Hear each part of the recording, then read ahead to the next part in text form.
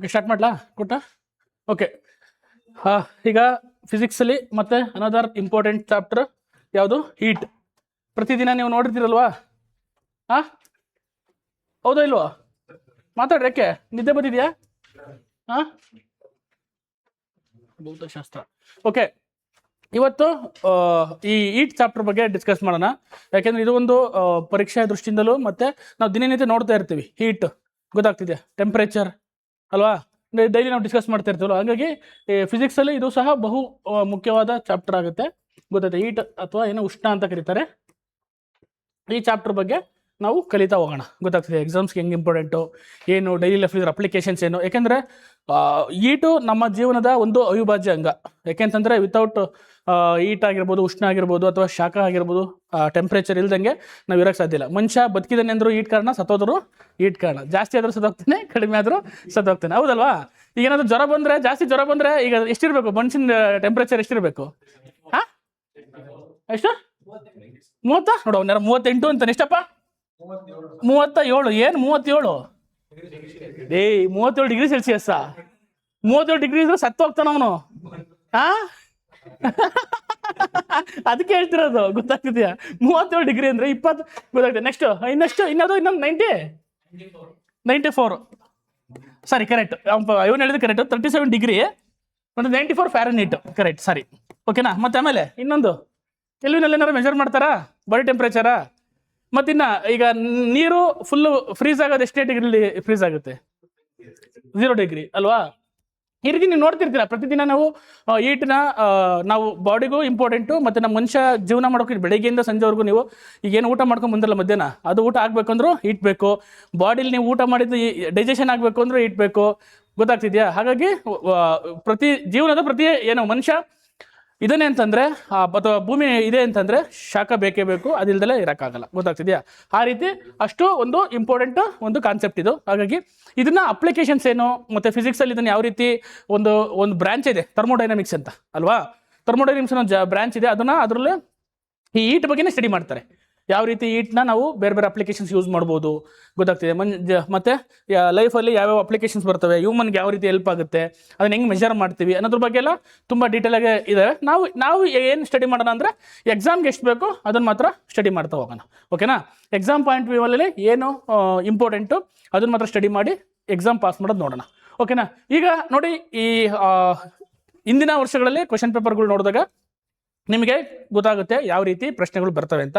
ಪ್ರತಿ ಚಾಪ್ಟ್ರು ಮಾಡಬೇಕಾದ್ರೂ ನೀವು ಇದೇ ಥರ ಮಾಡಬೇಕು. ಫಸ್ಟು ಯಾವುದೇ ಎಕ್ಸಾಮ್ಗೆ ಓದಬೇಕಾದ್ರೆ ಅದರ ಒಂದು ಸಬ್ಜೆಕ್ಟ್, ಏನೇ ಸಬ್ಜೆಕ್ಟ್ ಅಥವಾ ಹೊಸ ಸಬ್ಜೆಕ್ಟ್ ಓದ್ತಾ ಇದ್ರು ಅಂದ್ರೂ ಅಷ್ಟೇ, ಫಸ್ಟ್ ಅದ್ರದ್ದು ಹಳೆ ವರ್ಷದ ಕ್ವೆಶನ್ ಪೇಪರಲ್ಲಿ ಆ ಸಬ್ಜೆಕ್ಟ್ ಅಥವಾ ಆ ಟಾಪಿಕ್ ಸಂಬಂಧಪಟ್ಟಂಗೆ ಕ್ವಶನ್ ಯಾವ ರೀತಿ ಬರ್ತಾ ಇದೆ.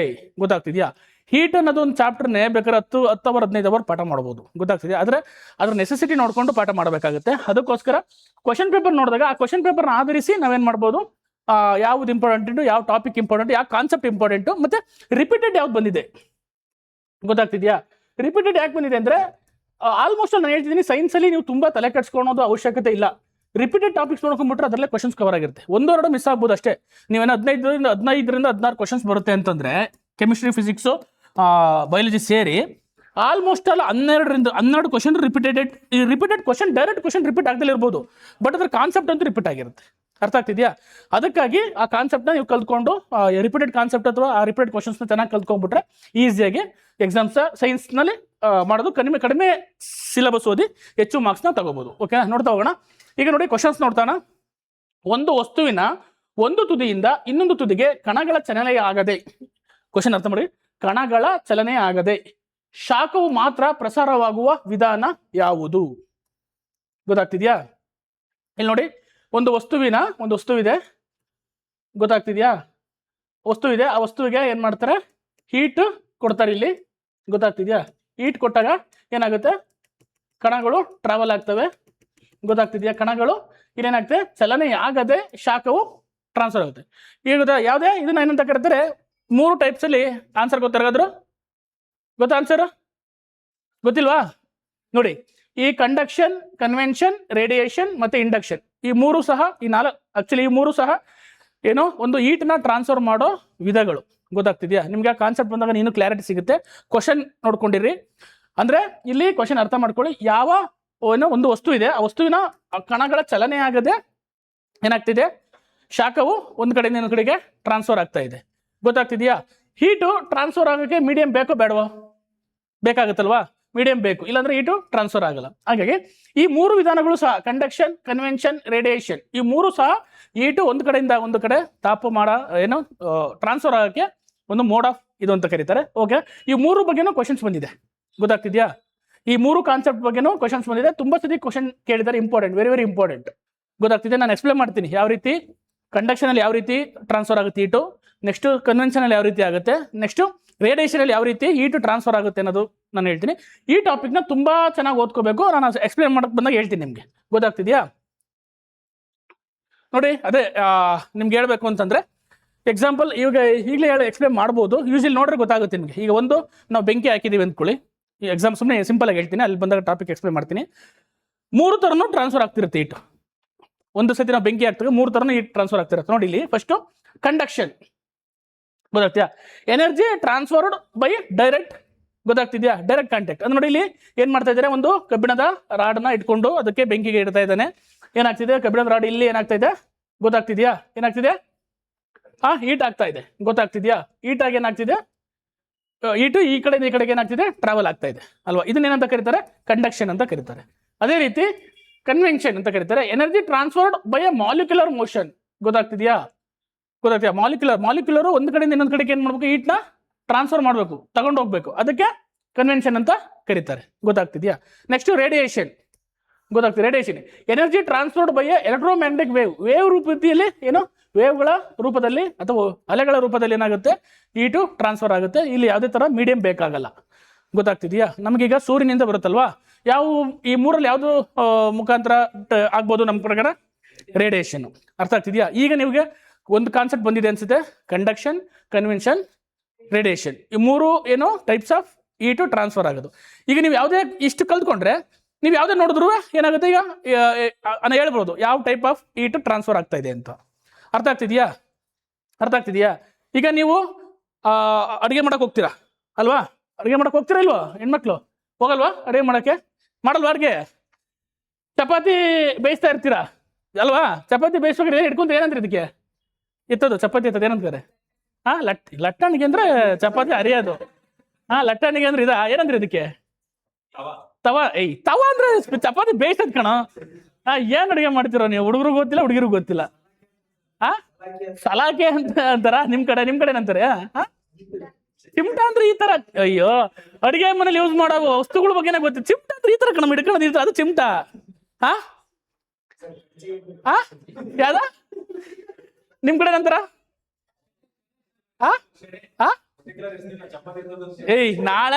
ನಾಳೆ ಹೋಗ್ಬಿಟ್ಟು ನಿಮ್ಮ ಅಮ್ಮನ ಕೇಳ್ಬೇಕು, ಇದಕ್ಕೆ ಏನಂತ ಕರೀತಾರೆ, ಚಪಾತಿ ಮಗ್ಚಾಕತ್ಗೆ ಏನಂತ ಕರೀತಾರೆ ಅಂತ ಕೇಳ್ಬೇಕು ನೀವು. ರೊಟ್ಟಿ. ಕರೆಕ್ಟ್, ಅದೊಂದು ಪದ ಯೂಸ್ ಮಾಡ್ತಾರ. ಆಮೇಲೆ ಹಂಚು. ಯಾರ ಹಂಚು ಅಂದ್ರೆ ಬೇಯಿಸೋದ್ ಕಂಡ್ರು, ಚಪಾತಿ ಬೇಯಿಸೋದ್ ಹಂಚು. ರೊಟ್ಟಿ ಎಲೆ. ಆಯ್ತು, ಆ ರೊಟ್ಟಿ ಎಲೆ ಒಂದು. ಮತ್ತೆ ಇವರೆಲ್ಲ ಚಿಮಟ ಇಕ್ಟ ಏನೇನ್ ಹೇಳ್ತಾ ಅವ್ರಲ್ಲಿ.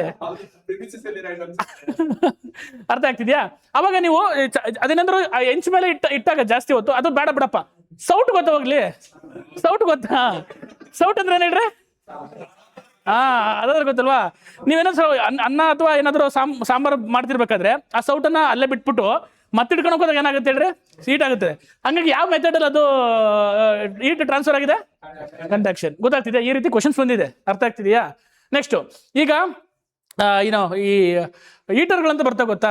ಈ ಚಳಿಗಾಲದಲ್ಲಿ ಮತ್ತೆ ಅಕಸ್ಮಾತ್ ನಮ್ಮ ಕಂಟ್ರಿಲಿ ಯೂಸ್ ಮಾಡಲ್ಲ, ಈ ಜರ್ಮನಿ, ಇಟಲಿ ಅಲ್ಲೆಲ್ಲ ಯೂಸ್ ಮಾಡ್ತಾರೆ ಹೀಟರ್ಗಳು ಅಂತ ಅಂದ್ಬಿಟ್ಟು ಮನೆಗಳಲ್ಲಿ. ಯಾಕೆ ಅಂತಂದ್ರೆ ಅಲ್ಲಿ ಶೀತ, ಚಳಿಗಾಲದಲ್ಲಿ ಏನಾಗುತ್ತೆ, ಹೀಟ್ ಜಾಸ್ತಿಯಾಗಿ ಹಿಮ ಎಲ್ಲ ಬಿದ್ದಿರುತ್ತಲ್ಲ, ಅವಾಗ ಹೀಟು ಏನ್ ಮಾಡಬೇಕು, ಹೀಟ್ನ ಮನೆಯನ್ನ ಬೆಚ್ಚಗಿಡಕ್ಕೆ ಏನ್ ಮಾಡ್ತಾರೆ ಅವ್ರು, ಏನ್ ಮಾಡಿ ಹೀಟರ್ನ ಯೂಸ್ ಮಾಡ್ತಾರೆ. ಅಲ್ಲಿ ಯಾವ ಒಂದು ಮೆಥಡ್ ಮುಖಾಂತರ ಇದಾಗ್ತಿರುತ್ತೆ?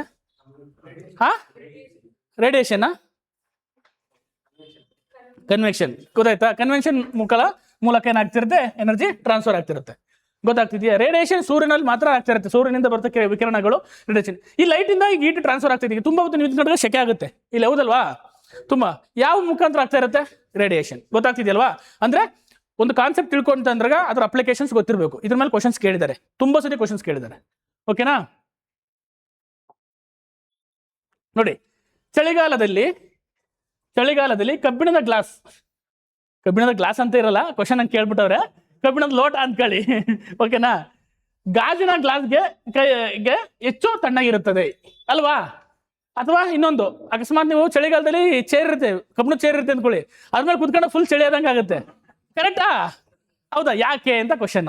ಅದು ಚೇರ್ ಯಾರು ತಗೊಳ್ಳಿ, ಲೋಟನಾರ ತಗೊಳ್ಳಿ, ಅಥವಾ ಯಾವ್ದಾದ್ರು ಮೆಟಲ್ ಐಟಮ್ ಯಾರು ತಗೊಳ್ಳಿ, ಯಾಕೆ? ಕುಡ್ಲು ಅಥವಾ ಏನಾದ್ರು ನೀವು ಆರೆ ಏನಾದ್ರು ಚಳಿಗಾಲದಲ್ಲಿ ಮುಟ್ಟಿದ್ರೆ ತುಂಬಾ ಹೀಟ್ ಇರುತ್ತೆ, ತುಂಬಾ ಕೋಲ್ಡ್ ಇರುತ್ತೆ ಕಂಪೇರಿಟಿವ್ಲಿ ಈ ವುಡ್ಡು ಅದು ಕೊಲ್ಸ್ಕೊಂಡ್ರೆ. ಯಾಕೆ ಅಂತ ಕ್ವಶನ್ಸ್ ಕೇಳವ್ರೆ.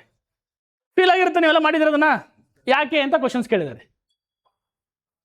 ನೋಡ್ರಿ ಆಪ್ಷನ್ಸ್ ನೋಡ್ರಿ. ನೆಕ್ಸ್ಟ್, ಗಾಜು ಹೆಚ್ಚು ಉಷ್ಣ ಇರುತ್ತದೆ. ನಿಜನಾ? ಗಾಜು ಕಾಮನ್ ಸೆನ್ಸ್ ಥಿಂಕ್ ಮಾಡ್ರು. ಅದು ಏನಾಗುತ್ತೆ, ಗಾಜು ಜಾಸ್ತಿ ಹೀಟ್ ಮಾಡಿದ್ರೆ ಹೊಡೆದೋಗುತ್ತೆ. ಅದು ಹೀಟ್ನ ಒಂದ್ ಕಡೆಯಿಂದ ಒಂದ್ ಕಡೆ ಟ್ರಾನ್ಸ್ಫರ್ ಮಾಡುತ್ತಾ, ಕಂಡಕ್ಷನ್ ಮಾಡುತ್ತಾ, ಅಥವಾ ವಾಹಕತೆ ಮಾಡುತ್ತಾ, ತನ್ಮೂಲಕ ಹೀಟ್ನ ರೇಗ್ ಬಿಡುತ್ತಾ? ಇಲ್ಲ. ಹಂಗಾರೆ ಇದು ಈ ಸ್ಟೇಟ್ಮೆಂಟ್ ಸರಿನಾ? ಗಾಜು ಹೆಚ್ಚು ಉಷ್ಣ ಇರುತ್ತದೆ ಸರಿನಾ? ತಪ್ಪು, ರಾಂಗ್ ಆಗುತ್ತೆ. ಓಕೆನಾ? ಕಬ್ಬಿಣವು ಹೆಚ್ಚು ಉಷ್ಣವಾಹಕ. ಹೌದು, ಇದು ಒಂದು ಲೆವೆಲ್ಗೆ ನೋಡೋಣ ಸರಿ ಇರಬಹುದು ಅಂತ. ಓಕೆ, ಯಾಕೆಂದ್ರೆ ಹೀಟ್ ಟ್ರಾನ್ಸ್ಫರ್ ಆಗುತ್ತೆ ಕಬ್ಬಿಣದ ಮೂಲಕ. ನೆಕ್ಸ್ಟ್, ಗಾಜು ಹೆಚ್ಚು ದಟ್ಟವಾಗಿದೆ, ಡೆನ್ಸಿಟಿ ಆಫ್ ದಿ ಗ್ಲಾಸ್ ಜಾಸ್ತಿ ಇದೆ ಅಂತ ಹೇಳ್ತಾ ಇದ್ದಾರೆ. ಅದು ಇದಕ್ಕೆ ಕಾರಣನಾ? ಇದಕ್ಕೆ ರೀಸನ್ ಆಗಲ್ಲ. ಕರೆಕ್ಟಾ? ರಾಂಗ್ ಆಗ್ಬೋದು. ಗಾಜು ಕಡಿಮೆ ತಾಪಮಾನ ಹೊಂದಿದೆ ಅಲ್ವಾ? ಇವೆರಡರಲ್ಲಿ ನಿಮ್ಗೆ ಡೌಟು ಬಂತು ಅಲ್ವಾ? ಒಂದು, ಕಬ್ಬಿಣ ಹೆಚ್ಚು ಉಷ್ಣವಾಹಕ, ಎರಡನೇದು ಗಾಜು ಕಡಿಮೆ ತಾಪಮಾನ ಹೊಂದಿದೆ. ಇವೆರಡರಲ್ಲಿ ಯಾವ್ದು ಬೆಸ್ಟ್ ಆಪ್ಷನ್ ಇರ್ಬೋದು ನಿಮ್ ಪ್ರಕಾರ? ಬಿ ಅಲ್ವಾ? ಅಷ್ಟೇ answer, B. Common sense use ಮಾಡ್ರಿ. ಮನೆಯಲ್ಲಿ ನೀವು ಫೀಲ್ ಮಾಡಿರ್ತೀರ ಅದನ್ನ. ಯಾಕೆಂದ್ರೆ ಕಬ್ಬಿಣ ಅನ್ನೋದು ವಾಹಕ, ಕಂಡಕ್ಟರ್ ಅಂತ ಬರುತ್ತೆ. ವಾಹಕಗಳು, ಅವಾಹಕಗಳು ಅಂತ ಬರ್ತವೆ. ಯಾವ ವಸ್ತುಗಳು ತನ್ನ ಮೂಲಕ ಹೆಚ್ಚು ಉಷ್ಣವನ್ನು ಹರಿಯ ಬಿಡ್ತಾವಕ್ಕೆ ವಾಹಕ ಅಂತ ಕರೀತಾರೆ. ಯಾವ ವಸ್ತುಗಳು ತನ್ನ ಮೂಲಕ ಹೀಟ್ನ ಟ್ರಾನ್ಸ್ಫರ್ ಮಾಡಕ್ ಬಿಡಲ್ಲ, ಉಷ್ಣನ ವಾಹಕತೆ ಮಾಡಲ್ಲ, ಅವಕ್ಕೆ ಏನಂತ ಕರೀತಾರೆ? ಇನ್ಸುಲೇಟರ್ ಅಂತ ಕರೀತಾರೆ, ಅವಾಹಕಗಳು ಅಂತ ಕರೀತಾರೆ. ಎಕ್ಸಾಂಪಲ್ ಕಬ್ಬಿಣ ಆಗಿರ್ಬೋದು, ಮೆಟಲ್ಸ್ಗಳೆಲ್ಲ. All metals are conductors. ಹೌದಾ? Heat conductors, not electricity conductor. ಗೊತ್ತಾಗ್ತಿದೆ? ನಾನು I am talking about only heat. ಗೊತ್ತಾಗ್ತಿದೆ? ಮೆಟಲ್ಸ್ಗಳು ಆಲ್ಮೋಸ್ಟ್ ಆಲ್ ಮೆಟಲ್ಸ್ ಏನ್ ಮಾಡ್ತಾರೆ? ಹೀಟ್ನ ಟ್ರಾನ್ಸ್ಫರ್ ಮಾಡಿದ್ರೆ ಡಿಪೆಂಡ್ ಅಪಾನ್ ಅವ್ರದ್ದು density, depend upon their molecular property, depend are their ಏನೋ ಪ್ರಾಪರ್ಟೀಸ್ ಮೇಲೆ ಏನಾಗುತ್ತೆ, ಈ ಎಷ್ಟು ಬಿಟ್ಕೊಡ್ತವೆ ಅನ್ನೋದ್ ಮೇಲೆ ಡಿಪೆಂಡ್ ಆಗುತ್ತೆ. ಗೊತ್ತಾಗ್ತಿದ್ಯಾ? ಬಟ್ ಆಲ್ ಮೆಟಲ್ಸ್ ಏನ್ ಮಾಡ್ತವೆ? ಹೀಟ್ನ ಕಂಡಕ್ಟ್ ಮಾಡ್ತಾವ. ಹಂಗಾಗಿ ಆಯ್ತು. ನೆಕ್ಸ್ಟ್, ಇನ್ಸುಲೇಟರ್ಸ್ ಅಲ್ಲ, ಅಥವಾ ಅವಾಹಕಗಳು ಅಂತ ಕರೀತಾರೆ. ಯಾವ ವಸ್ತುಗಳು ತಮ್ಮ ಮೂಲಕ ಉಷ್ಣವನ್ನ ಅರಿಯ ಬಿಡೋದಿಲ್ಲ, ಅವಕ್ಕೆ ಏನಂತ ಕರೀತಾರೆ? ಅವಾಹಕಗಳು ಅಂತಾರೆ. ಯಾವ ಎಕ್ಸಾಂಪಲ್? Rubber, very good. ಆಮೇಲೆ ವುಡ್ ಅಂದ್ರೆ ಮರ. ಆಮೇಲೆ ನೆಕ್ಸ್ಟ್ ಇನ್ಯಾವು? ಪಿಂಗಾಣಿ. ಹೌದಾ? ಪ್ಲಾಸ್ಟಿಕ್. ನೆಕ್ಸ್ಟ್ ಆಮೇಲೆ ಮನೇಲಿ ಯೂಸ್ ಮಾಡೋ ಹೇಳ್ರಿ. ಮನೇಲಿ ಆಯ್ತು. ಈಗ ತವಾ ಅಂತ ಹೇಳಿದ್ರಿ. ತವದಕ್ಕೆ ಒಂದು ಕೋಟ್ ಮಾಡಿರ್ತಾರೆ, ಬ್ಲಾಕ್ ಕಲರ್ ಅಲ್ವಾ? ಯಾಕೆ ಕೋಟ್ ಮಾಡಿರ್ತಾರೆ? ಎಕ್ಸಾಮ್ ಕ್ವಶನ್ ಆಗಿದೆ. ಯಾಕೆ ಕೋಟ್ ಮಾಡಿರ್ತಾರೆ? ಹೀಟು ಟ್ರಾನ್ಸ್ಫರ್ ಆಗ್ಬಾರ್ದು ಅಂತ. ಯಾವ್ದದು? ಯಾವ ವಸ್ತುವಿಂದ ಮಾಡಿರ್ತಾರೆ ಅದನ್ನ? ರಬ್ಬರ, ಪ್ಲಾಸ್ಟಿಕ್ಕ, ಗಾಜಾ, ಪಿಂಗಾಣಿನ? ರಬ್ಬರ. ಯಾರ ರಬ್ಬರ್ ಅಂದಿಲ್ಲ. ರಬ್ಬರ್ ಮೆಲ್ಟ್ ಆಗಿ ಹೋಗುತ್ತೆ ಕಣ, ರಬ್ಬರ್ ಹೀಟಿಗೆ. Plastic, fibre. ನೋಡೋಣ, ಯಾರು ಹೇಳ್ತೀರಾ? ನೋಡು, ಮನೇಲಿ ಯೂಸ್ ಮಾಡೋ ಹೆಣ್ಮಕ್ಳು ನಿಮ್ಗಂತೂ ಗೊತ್ತೇ ಇಲ್ಲ ಬಿಡ್ರಿ. ನೀವು ಪಡಿಗೆನೆ ಮಾಡಿಲ್ಲ, ಇನ್ ಯಾಕೆ ನೋಡಕ್ ಹೋಗ್ತೀರಾ? ಆಯ್ತು, ನಾಳೆ ನೋಡ್ಕೊಂಬಂದು ಹೇಳ್ತೀರಾ? ನಾಳೆ ನೋಡ್ಕೊಂಬಂದು ಹೇಳ್ತೀರಾ? ಮನೇಲಿ ಬೆಕಲೈಟ್ ಅಂತ ಒಂದು ವಸ್ತು ಬರುತ್ತೆ, ಗೊತ್ತಾಯ್ತಾ? ಪ್ಲಾಸ್ಟಿಕ್ ತರನೇ ಇರುತ್ತೆ, ಬೆಕಲೈಟ್ ಅಂತ. ಗೊತ್ತಾಗ್ತಿದ್ಯಾ? ಆ ಬೆಕಲೈಟ್ನ ಯೂಸ್ ಮಾಡಿರ್ತಾರೆ. ಇದಕ್ಕೆ ಇಂಪಾರ್ಟೆಂಟ್ ಕ್ವಶನ್ಸ್ ಕೇಳಿದ್ರೆ ಬರ್ಕೊಳ್ಬೇಕಾರೆ. ಅರ್ಥ ಆಗ್ತಿದ್ಯಾ? ಬೆಕಲೈಟ್ ಅಂತ ಕರೀತಾರೆ. ಬೆಕಲೈಟ್ ಅಂತ ಕರೀತಾರೆ. ಅದ್ರ ಬಗ್ಗೆ ನಾನು ಪ್ಲಾಸ್ಟಿಕ್ ಪಾಠ ಮಾಡ್ಬೇಕಾದ್ರೆ ಹೇಳ್ತೀನಿ. ಈ ಕೆಮಿಸ್ಟ್ರಿಲಿ ಪ್ಲಾಸ್ಟಿಕ್ಸ್ ಅಂತ ಬರ್ತವೆ, ಥರ್ಮೋಪ್ಲಾಸ್ಟಿಕ್ಸ್, ಥರ್ಮೋಸೆಟಿಂಗ್ ಪ್ಲಾಸ್ಟಿಕ್ಸ್ ಅಂತೆಲ್ಲ ಬರ್ತವೆ. ಅಲ್ಲೇ ಹೇಳ್ತೀನಿ, ಬೆಕಲೈಟ್ ಅಂತ ಕರೀತಾರೆ. ಇಲ್ಲಿ ಇಡೀಗೆ ಯಾಕೆ ಹೀಟ್ ಟ್ರಾನ್ಸ್ಫರ್ ಮಾಡಲ್ಲ. ಆಮೇಲೆ ಇದು ಯಾಕೆ ಅದನ್ನ ಯೂಸ್ ಮಾಡ್ತಾರೆ ಅಂದ್ರೆ, ಅದು ಮೆಲ್ಟು ಆಗಲ್ಲ ಬೇಗ. ಗೊತ್ತಾಗ್ತದೆ? ನೀವೇನಾದ್ರು ಪ್ಲಾಸ್ಟಿಕ್ ಯೂಸ್ ಮಾಡಿದ್ರೆ ಏನಾಗುತ್ತೆ? ಮೆಲ್ಟ್ ಆಗ್ಬಿಟ್ಟು ಕೈಗೆ ಮೇಲೆ ಹತ್ಬಿಡುತ್ತೆ. ಅದು ರಬ್ಬರ್ ಯೂಸ್ ಮಾಡಿದ್ರೆ ಅದು ಸಹ ಮೆಲ್ಟ್ ಆಗ್ಬಿಡುತ್ತೆ, ಟೆಂಪರೇಚರ್ ಜಾಸ್ತಿ ಆಯ್ತು ಅಂದ್ರೆ. ಪ್ಲಾಸ್ಟಿಕ್ ಯೂಸ್ ಮಾಡಲ್ಲ, ಅದಕ್ಕೋಸ್ಕರ ಏನ್ ಮಾಡ್ತಾರೆ? ಬೆಕಲೈಟ್ ಅನ್ನೋ ಒಂದು ವಸ್ತುನ ಯೂಸ್ ಮಾಡ್ತಾರೆ. ಅದು ಹೀಟ್ನ ತನ್ನ ಮೂಲಕ ಟ್ರಾನ್ಸ್ಫರ್ ಮಾಡಲ್ಲ, ಮತ್ತೆ ಅದು ಬೇಗ ಕರಗೋದಿಲ್ಲ, ಯಾಕೆಂದ್ರೆ ಅದು ಮೆಲ್ಟಿಂಗ್ ಪಾಯಿಂಟ್ ಜಾಸ್ತಿ ಇರುತ್ತೆ. ಅರ್ಥ ಆಗ್ತಿದ್ಯಾ? ಯಾಕೆ ರುಚಿತ ನಗ್ತಾ ಇದೆಯಾ? ಯಾಕಿಲ್ವಾ? ಓಕೆ, ಗೊತ್ತಾಯ್ತು ಈಗ. ಅಂದ್ರೆ ನೋಡಿ, ನಮ್ಮ ದಿನನಿತ್ಯ ನಾವು ಯೂಸ್ ಮಾಡೋದ್ರ ಮೇಲೆ ಕ್ವಶನ್ಸ್ ಬಂದಿದೆ. ನಾನು ಹೇಳಿದೆ ಯಾವ ವಸ್ತುನ ಯೂಸ್ ಮಾಡ್ತಾರೆ ಅನ್ನೋದ್ರ ಬಗ್ಗೆ ಕ್ವಶನ್ಸ್ ಕೇಳಿದ್ದಾರೆ. ಓಕೆನಾ? ಆಯ್ತು, ಇನ್ನೊಂದು ಕ್ವಶನ್ಸ್ ಕೇಳ್ತೀನಿ. ನೀವು ನೋಡಿರ್ತೀರಾ ಈ ಪಿಂಗಾಣಿ ಅಂತ ಬಂದಿದ್ದಕ್ಕೆ ಲೈಟ್ ಕಂಬಗಳು ಇರ್ತವೆ. ಲೈಟ್ ಕಂಬದಲ್ಲಿ ಈ ತರ ಹಿಂಗೆ ಹಾಕಿರ್ತಾರೆ. ಇಲ್ಲಿ ಏನ್ ಮಾಡಿರ್ತಾರೆ, ಈ ಒಂಥರ ಈ ಗೋಪುರ ತರ ಹಾಕಿರ್ತಾರೆ. ಯಾವ್ದ್ರ ಏನ್ರದ್ದು ಹೇಳಿರೋದು? ಗ್ಲಾಸಾ? ಸೆರಾಮಿಕ್ ಹಾಕಿ ಪಿಂಗಾಣಿ ಹಾಕಿರ್ತಾರೆ. ಯಾಕೆ ಹಾಕಿರ್ತಾರೆ? ಹಾ ಹಾ ಆಯ್ತು, ಪಿಂಗಾಣಿ ಎಲೆಕ್ಟ್ರಿಸಿಟಿನ ಕಂಡಕ್ಟ್ ಮಾಡುತ್ತಾ? ಮಾಡಲ್ಲ. ಅದಕ್ಕೆ ಇನ್ಸುಲೇಟರ್ ಹಾಕಿರ್ತಾರೆ. ಅದು ಬಂದಾಗ ಹೇಳ್ತೀನಿ ಏನಕ್ಕೆ ಅದು ಯೂಸ್ ಮಾಡ್ತಾರೆ ಸೆರಾಮಿಕ್ಸ್ ಅಂತ. ಅರ್ಥ ಆಗ್ತಿದ್ಯಾ? ಗೊತ್ತಿರ್ಬೇಕು, ನೋಡ್ತಿರ್ಬೇಕು, ಅಬ್ಸರ್ವೇಷನ್ ಇರಬೇಕು. ಆಯ್ತು, ನೆಕ್ಸ್ಟ್ ಇನ್ನೊಂದು ಕ್ವಶನ್. ಸುಡುವ ನೀರನ್ನು ಗಾಜಿನ ಮೇಲೆ ಸಿಂಪಡಿಸಿದಾಗ ಅದು ಬಿರುಕು ಬಿಡುತ್ತದೆ. ಕರೆಕ್ಟಾ? ಬಿರುಕು ಬಿಡುತ್ತೆ ಇಲ್ವಾ? ಬಿಡಲ್ವಾ? ಮತ್ತೆ ಅವ್ರಕ್ಕ ರಿಯಾಕ್ಷನ್ ಚೇಂಜ್ ಕೊಡ್ತಾವ್ರೆ. ಆಯ್ತಾ? ಸುಡುವ ನೀರನ್ನು ಗಾಜಿನ ಮೇಲೆ ಸಿಂಪಡಿಸಿದಾಗ ಬಿರುಕು ಬಿಡುತ್ತದೆ, ಆದರೆ ಲೋಹದ ತಟ್ಟೆ ಮೇಲೆ ಸಿಂಪಡಿಸಿದರೆ ಈಗಾಗುವುದಿಲ್ಲ. ಇದಕ್ಕೆ ಕಾರಣ? ಆಪ್ಷನ್ ನೋಡ್ತಾನ. KS 2006 ಅಲ್ಲಿ ಕೇಳಿದ ಕ್ವಶನ್. ಲೋಹದ ಸಾಂದ್ರತೆಯು ಗಾಜಿನ ಸಾಂದ್ರತೆಗಿಂತ ಹೆಚ್ಚು. ಸರಿನಾ? ನೋಡೋಣ. ಗಾಜು ಪಾರದರ್ಶಕವಾಗಿದೆ, ಇದು ಸರಿನಾ? ಪಾರದರ್ಶಕ ಅಂದ್ರೆ ಟ್ರಾನ್ಸ್ಪರೆಂಟ್ ಇದೆ, ಸರಿನಾ? ಅದು ಅಲ್ಲ, ಗಾಜು ಟ್ರಾನ್ಸ್ಪರೆಂಟ್ ಇದೆ, ಕರೆಕ್ಟು, ಸರಿ ಸ್ಟೇಟ್ಮೆಂಟು. ಬಟ್ ಇದಕ್ಕೆ ಆಪ್ಷನ್ ಸರಿ ಅನ್ನಿಸ್ತಿದ್ಯಾ? ಹಂಗಾಗಿ ತೆಗೆದ್ಬಿಡೋಣ. ಹಂಗಾರೆ ನೆಕ್ಸ್ಟ್, ಗಾಜು ಒಳ್ಳೆಯ ವಾಹಕವಲ್ಲ ಅಂದ್ರೆ ವಾಹಕವಲ್ಲ, ಅವಾಹಕ ಅಂತ ಹೇಳ್ತಿದ್ದಾರೆ. ತಣ್ಣಗಿನ ಬಿಂದುಗಳದು ಕುಗ್ಗುತ್ತದೆ. ಓಕೆನಾ? ನೋಡೋಣ. ಇದೊಂದು ಯಾಕೋ ಸ್ವಲ್ಪ ಸರಿ ಅನ್ನಿಸ್ತಾ ಇದೆ. ಓಕೆನಾ? ಲೋಹಗಳು ಗಾಜಿನಂತಲ್ಲದೆ ಸ್ಫಟಿಕೀಯ ರಚನೆಯನ್ನು ಹೊಂದಿರುತ್ತವೆ. ಗೊತ್ತಾಗ್ತಿದ್ಯಾ? ಅದೇನು ಕ್ವಶನ್ ಕೊಟ್ಟವನು, ಇದೇ ಸೇಮ್ ಕ್ವಶನ್ ಹಾಕೊಂಡಿದ್ದೀನಿ, KS ಅಲ್ಲಿ ಕೇಳಿರೋದು. ಗೊತ್ತಾಗ್ತಿದ್ಯಾ? ನೋಡಿ, ಇದಕ್ಕೇನಂತಂದ್ರೆ ಆನ್ಸರು ಗಾಜು ಒಳ್ಳೆಯ ವಾಹಕವಲ್ಲ. ಯಾಕೆಂತಂದ್ರೆ ಅದೇನಾಗುತ್ತೆ, ಗಾಜು ಇದೆಯಲ್ಲ, ಈಗ ನಾವು ಗಾಜು ಮೇಲೆ ಹಾಕ್ತಾಗ ಏನಾಗುತ್ತೆ, ಈ ಮೆಟಲ್ಸ್ ಮೇಲೆ ನೀರು ಹಾಕ್ತಾಗ ಏನಾಗುತ್ತೆ, ಹೀಟನ್ನ ಟ್ರಾನ್ಸ್ಫರ್ ಮಾಡುತ್ತೆ. ಮೆಟಲ್ ಹೆಂಗೆ ಟ್ರಾನ್ಸ್ಫರ್ ಮಾಡ್ತವೆ ಅಂದ್ರೆ ಈಕ್ವಲ್ ಅಮೌಂಟಲ್ಲಿ ಟ್ರಾನ್ಸ್ಫರ್ ಮಾಡ್ತವೆ. ಗೊತ್ತಾಗ್ತಿದ್ಯಾ? ಅವಾಗ ಏನಾಗುತ್ತೆ, ಹೀಟ್ ಟ್ರಾನ್ಸ್ಫರ್ ಆಗ್ಬೇಕಾದ್ರೆ ಈ ಯಾವುದೇ ತರ ಇದಕ್ಕೆ ಎಫೆಕ್ಟ್ ಆಗಲ್ಲ.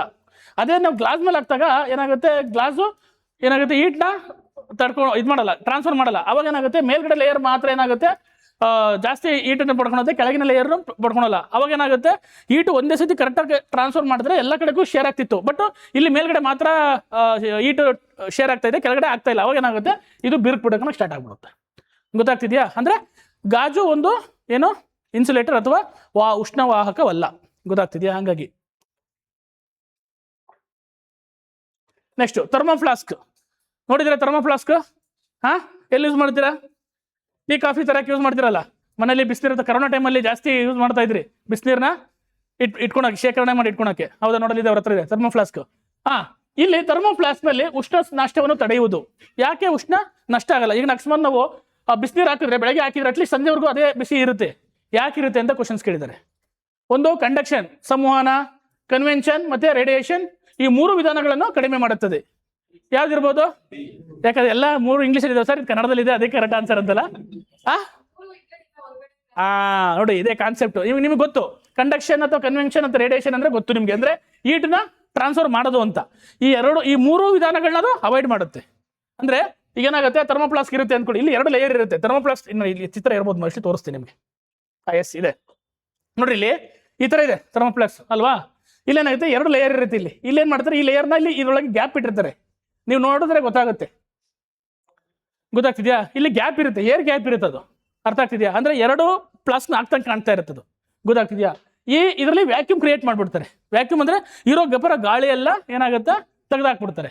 ಗೊತ್ತಾಗ್ತಿದ್ಯಾ? ನಾನು ಹೇಳಿದೆ, ಹೀಟ್ ಟ್ರಾನ್ಸ್ಫರ್ ಆಗೋಕೆ ಏನ್ ಬೇಕು ನಮ್ಗೆ? ಮೀಡಿಯಂ ಬೇಕು ಅಲ್ವಾ. ಇಲ್ಲಿ ಮೀಡಿಯಂ ಇಲ್ಲ ಅಂದಾಗ ಏನು ಹೀಟ್ ಟ್ರಾನ್ಸ್ಫರ್ ಆಗುತ್ತಾ?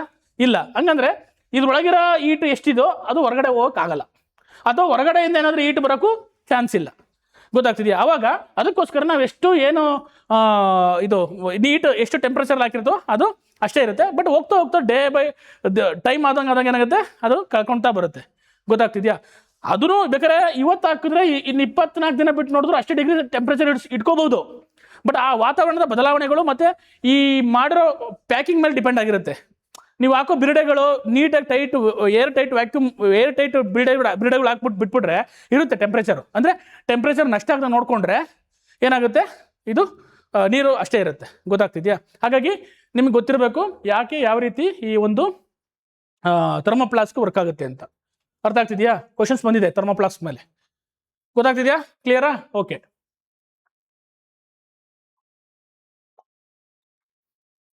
Next, woolen cloths keep us warm because ಚಳಿಗಾಲದಲ್ಲಿ ಹತ್ತಿ ಬಟ್ಟೆ ಹಾಕೊಂಡು ಓಡಾಡ್ತಾರೆ ಯಾರಾದ್ರು? ಚಳಿಗಾಲದಲ್ಲಿ ಈಗ ಚಳಿ ಸ್ಟಾರ್ಟ್ ಆಗಿದೆ ಅಲ್ವಾ? ಸೆಪ್ಟೆಂಬರ್, ಅಕ್ಟೋಬರ್, ನವೆಂಬರ್ ಇನ್ನೇನು ಚಳಿ ಸ್ಟಾರ್ಟ್ ಆಗಿದೆ. ಯಾರಾದ್ರೂ ಬನ್ನಿನಲ್ಲಿ ಓಡಾಡ್ತಾರಾ? ಯಾಕೆ ಜರ್ಕಿನ್ ಹಾಕೊಂತಾರೆ, ಸ್ವೆಟರ್ಗಳು ಹಾಕೊಂತಾರೆ, ಎರಡೆರಡು ಬಟ್ಟೆ ಎರಡೆರಡು ರಗ್ ಹೊತ್ಕೊಂಡು ಮಲ್ಕೊಂತಾರೆ ಬೆಳಗ್ಗೆ, ಇದಾಳಕ್ಕಾಗಲ್ಲ ಅಂತ ಅಲ್ವಾ? ಹಂಗಾಗಿ ಕ್ವಶನ್ಸ್ ಕೇಳಿದರೆ woollen class keep us warm because. ಯಾವಾಗ ನಮಗೆ ಉಲ್ಲನ್ ಕ್ಲಾಸ್ ಯಾವಾಗ ಹಾಕೊಂತೀವಿ ನಾವು? ಚಳಿಗಾಲದಲ್ಲಿ ಹಾಕೊಂತೀವಿ. ಯಾಕೆ ಹಾಕೊಂತೀವಿ ಅಂತ ಕ್ವಶನ್ ಕೇಳಿದ್ದಾರೆ. ನೋಡೋಣ. Wool conducts heat fast. ಕರೆಕ್ಟಾ? ಇಲ್ಲ, ಹಂಗಾರೆ ಇದು ರಾಂಗ್ ಅಂತಿದ್ರ. Next, wool traps air which is an insulator. ಸರಿನಾ? ಕರೆಕ್ಟಾ? ಇದು ಸರಿನಾ? ಇನ್ಸುಲೇಟರ್ ವರ್ಕ್ ಮಾಡುತ್ತೆ ಅಂತ ಹೇಳ್ತಾ ಇದ್ದಾರೆ ಉಲ್ಲನ್ ಕ್ಲಾತ್ಸ್. ಕರೆಕ್ಟಾ? ನಿಜನಾ ಇಲ್ವ ಹೇಳ್ರ? ರಜೆ ಸರಿಯಿಂದ ಸರಿನಾ ತಪ್ಪನ್ನಿ. ಆಯ್ತು. ಡೌಟ್ ಇದೆಯಾ? ಡೌಟಾ? ಆಯ್ತಪ್ಪ. Okay. Next, wool gives heat. ಉಣ್ಣೆ ಬಟ್ಟೆನೆ ಹೀಟ್ ಕೊಡುತ್ತಾ ನಿಮ್ಗೆ? ಇಲ್ಲ. ಹಂಗಾರೆ ಇದು ಕರೆಕ್ಟಾ ಹೇಳ್ರಿ? No. Wool absorbs heat. Heat absorb ಮಾಡ್ಕೊಳತ್ತಾ? ಅಬ್ಸರ್ವ್ ಮಾಡುತ್ತಾ? ಅಬ್ಸರ್ವ್ ಮಾಡ್ಕೊಂಡಿದ್ರೆ ಏನಾಗ್ತಿತ್ತು? ಅದು ಕೋಲ್ಡ್ ಆಗ್ಬೇಕಿತ್ತು ಅಲ್ವಾ? ಹಂಗಾಗಿ ಅದು ಹೀಟ್ನ ಟ್ರಾನ್ಸ್ಫರ್ ಮಾಡಲ್ಲ, ಅಬ್ಸರ್ವ್ ಮಾಡಲ್ಲ. ಏನ್ ಮಾಡುತ್ತೆ? Wool traps air which is an insulator. ನೋಡ್ರಿ, ಏರು ಇನ್ಸುಲೇಟರ್. ಇಲ್ಲಿ ಊಲ್ ಅಲ್ಲ. ಊಲ್ ಅಂದ್ರೆ ಲೈಕ್ ಉಣ್ಣೆ, ಅದಲ್ಲ ಇನ್ಸುಲೇಟರ್. ಏನ್ ಮಾಡುತ್ತೆ ನೋಡಿ, ಸ್ವೆಟರ್ಗಳು ಏನಾಗ್ತಿರುತ್ತೆ? ಈ ತರ ಚಿಕ್ಕ ಚಿಕ್ಕ ಹೋಲ್ಗಳು ಇರ್ತಲ್ವಾ ಸ್ವೆಟರ್ಗಳಲ್ಲಿ? ಕರೆಕ್ಟಾ? ಚಿಕ್ಕ ಚಿಕ್ಕ ಹೋಲ್ಗಳು ಇರ್ತವೆ, ಈ ತರ ಇರುತ್ತಲ್ಲ ಸ್ವೆಟರ್ಗಳು. ನೀವು ನೋಡಿ, ಗಮನಿಸಿ. ಕರೆಕ್ಟಾ? ಯಾಕೆ ದಪ್ಪ ಥಿಕ್ನೆಸ್ ಇರೋದು ಮಾಡ್ಬೇಕಿತ್ತು? ಯಾಕೆ ಆ ಊಲ್ ರೌಂಡ್ ಮಾಡ್ತಾರೆ? ಇದೇ ರೀಸನ್. ಏನಕ್ಕೆ ಅಂದ್ರೆ ಈ ಓಲ್ ಇರ್ತಾವಲ್ಲ, ಈ ಉಣ್ಣೆ ಬಟ್ಟೆನಲ್ಲಿ ಈ ಓಲ್ ಇರ್ತಾವಲ್ಲ, ಓಲ್ಸು ಅದ್ರೊಳಗಡೆ ಏರ್ ಫಿಲ್ ಆಗಿರುತ್ತೆ, ಗಾಳಿ. ಅವಾಗ ಏನಾಗುತ್ತೆ? ಗಾಳಿ ಆಸ್ ಎ ಇನ್ಸುಲೇಟರ್ ವರ್ಕ್ ಆಗುತ್ತೆ. ಗೊತ್ತಾಗ್ತಿದ್ಯಾ? ಈಗ ನಮ್ಮ ಈ ಬಟ್ಟೆ ಕ್ಲಾತ್ ಇದೆಯಲ್ಲ, ಅದ್ರೊಳಗಡೆ ಸಣ್ಣ ಸಣ್ಣ ಓಲ್ ಇರ್ತವೆ. ಇದ್ರಲ್ಲಿ ಚಿಕ್ಕ ಚಿಕ್ಕ ಓಲ್ ಇರುತ್ತೆ. ಇದು ಸ್ವೆಟ್ರಲ್ಲಿ ದೊಡ್ಡ ದೊಡ್ಡ ಓಲ್ ಇರುತ್ತೆ. ದಪ್ಪ ಸ್ವೆಟ್ರಲ್ಲಿ ಇನ್ನೂ ದೊಡ್ಡ ದೊಡ್ಡ ಓಲ್ ಇರುತ್ತೆ. ಅದಕ್ಕೆ ದಪ್ಪ ಸ್ವೆಟರ್ ಹಾಕೊಂಡ್ರೆ ಸ್ವಲ್ಪ ಜಾಸ್ತಿ ವಾರ್ಮ್ ಆಗುತ್ತೆ. ಚಿಕ್ಕ ಚಿಕ್ಕ ಓಲ್ ಇರೋದು. ಅದಕ್ಕೆ ನೀವು ಸ್ವೆಟರ್ ತಗೋಬೇಕಾದ್ರೆ ಸ್ವಲ್ಪ ಓಲ್ ದೊಡ್ಡ ತಗೊಳ್ಳಿ, ಅವಾಗ ಬೆಚ್ಚಗಿರುತ್ತೆ. ಇನ್ನೇನು ಅರ್ಥ ಆಗ್ತಿದೆಯಾ? ಇದೇ ಕಾನ್ಸೆಪ್ಟ್. ಅಲ್ಲಿ ಏನಾಗುತ್ತೆ? ಏರ್ ಟ್ರ್ಯಾಪ್ ಆಗುತ್ತೆ. ಅಲ್ಲಿ ಏರ್ ಟ್ರ್ಯಾಪ್ ಆಗುತ್ತೆ. ಏರ್ ಆಸ್ ಎ ಇನ್ಸುಲೇಟರ್ ಅಂದ್ರೆ ಏನೋ ಒಂದು ಅವಾಹಕ ಥರ ವರ್ಕ್ ಮಾಡುತ್ತೆ. ನಮ್ಮ ಬಾಡಿ ಟೆಂಪರೇಚರ್ ಎಷ್ಟಿರುತ್ತೆ? 36 ಅಂತ ಹೇಳಿದ್ರಿ ನೀವಲ್ವಾ? 37. ಆಯ್ತು, 37 ಡಿಗ್ರಿ ಇರುತ್ತೆ. ಇದನ್ನ ಹೊರಗಡೆ ಹೋಗ್ದಂಗೆ ನೋಡ್ಕೊಳುತ್ತೆ. ಆಯ್ತಾ? 37 ಡಿಗ್ರಿ ಹೊರಗಡೆ ಹೋಗ್ದಂಗೆ 37 ಡಿಗ್ರಿನೇ ಮೇಂಟೈನ್ ಮಾಡೋಕ್ಕೆ ಇದೇನು ಮಾಡುತ್ತೆ? ಈ ಊಲು ಅಥವಾ ಈ ಒಂದು ಸ್ವೆಟರ್ ಏನು ಮಾಡುತ್ತೆ? ನಮಗೆ ಹೆಲ್ಪ್ ಮಾಡುತ್ತೆ. ಹೊರಗಡೆಯಿಂದ ಗಾಳಿ ಬಂದಿರೋದು ಏನು ಮಾಡುತ್ತೆ? ಒಳಗಡೆ ಆ ಚಳಿನ ನಮ್ಮ ಬಾಡಿಗೆ ಬರ್ದಂಗೆ ತಡೆಯುತ್ತೆ ಅಲ್ವಾ? ಇದು concept. Wool traps air which is an insulator. This is the right answer. ಅರ್ಥ ಆಗ್ತಿದ್ಯಾ? ಕ್ಲಿಯರಾ?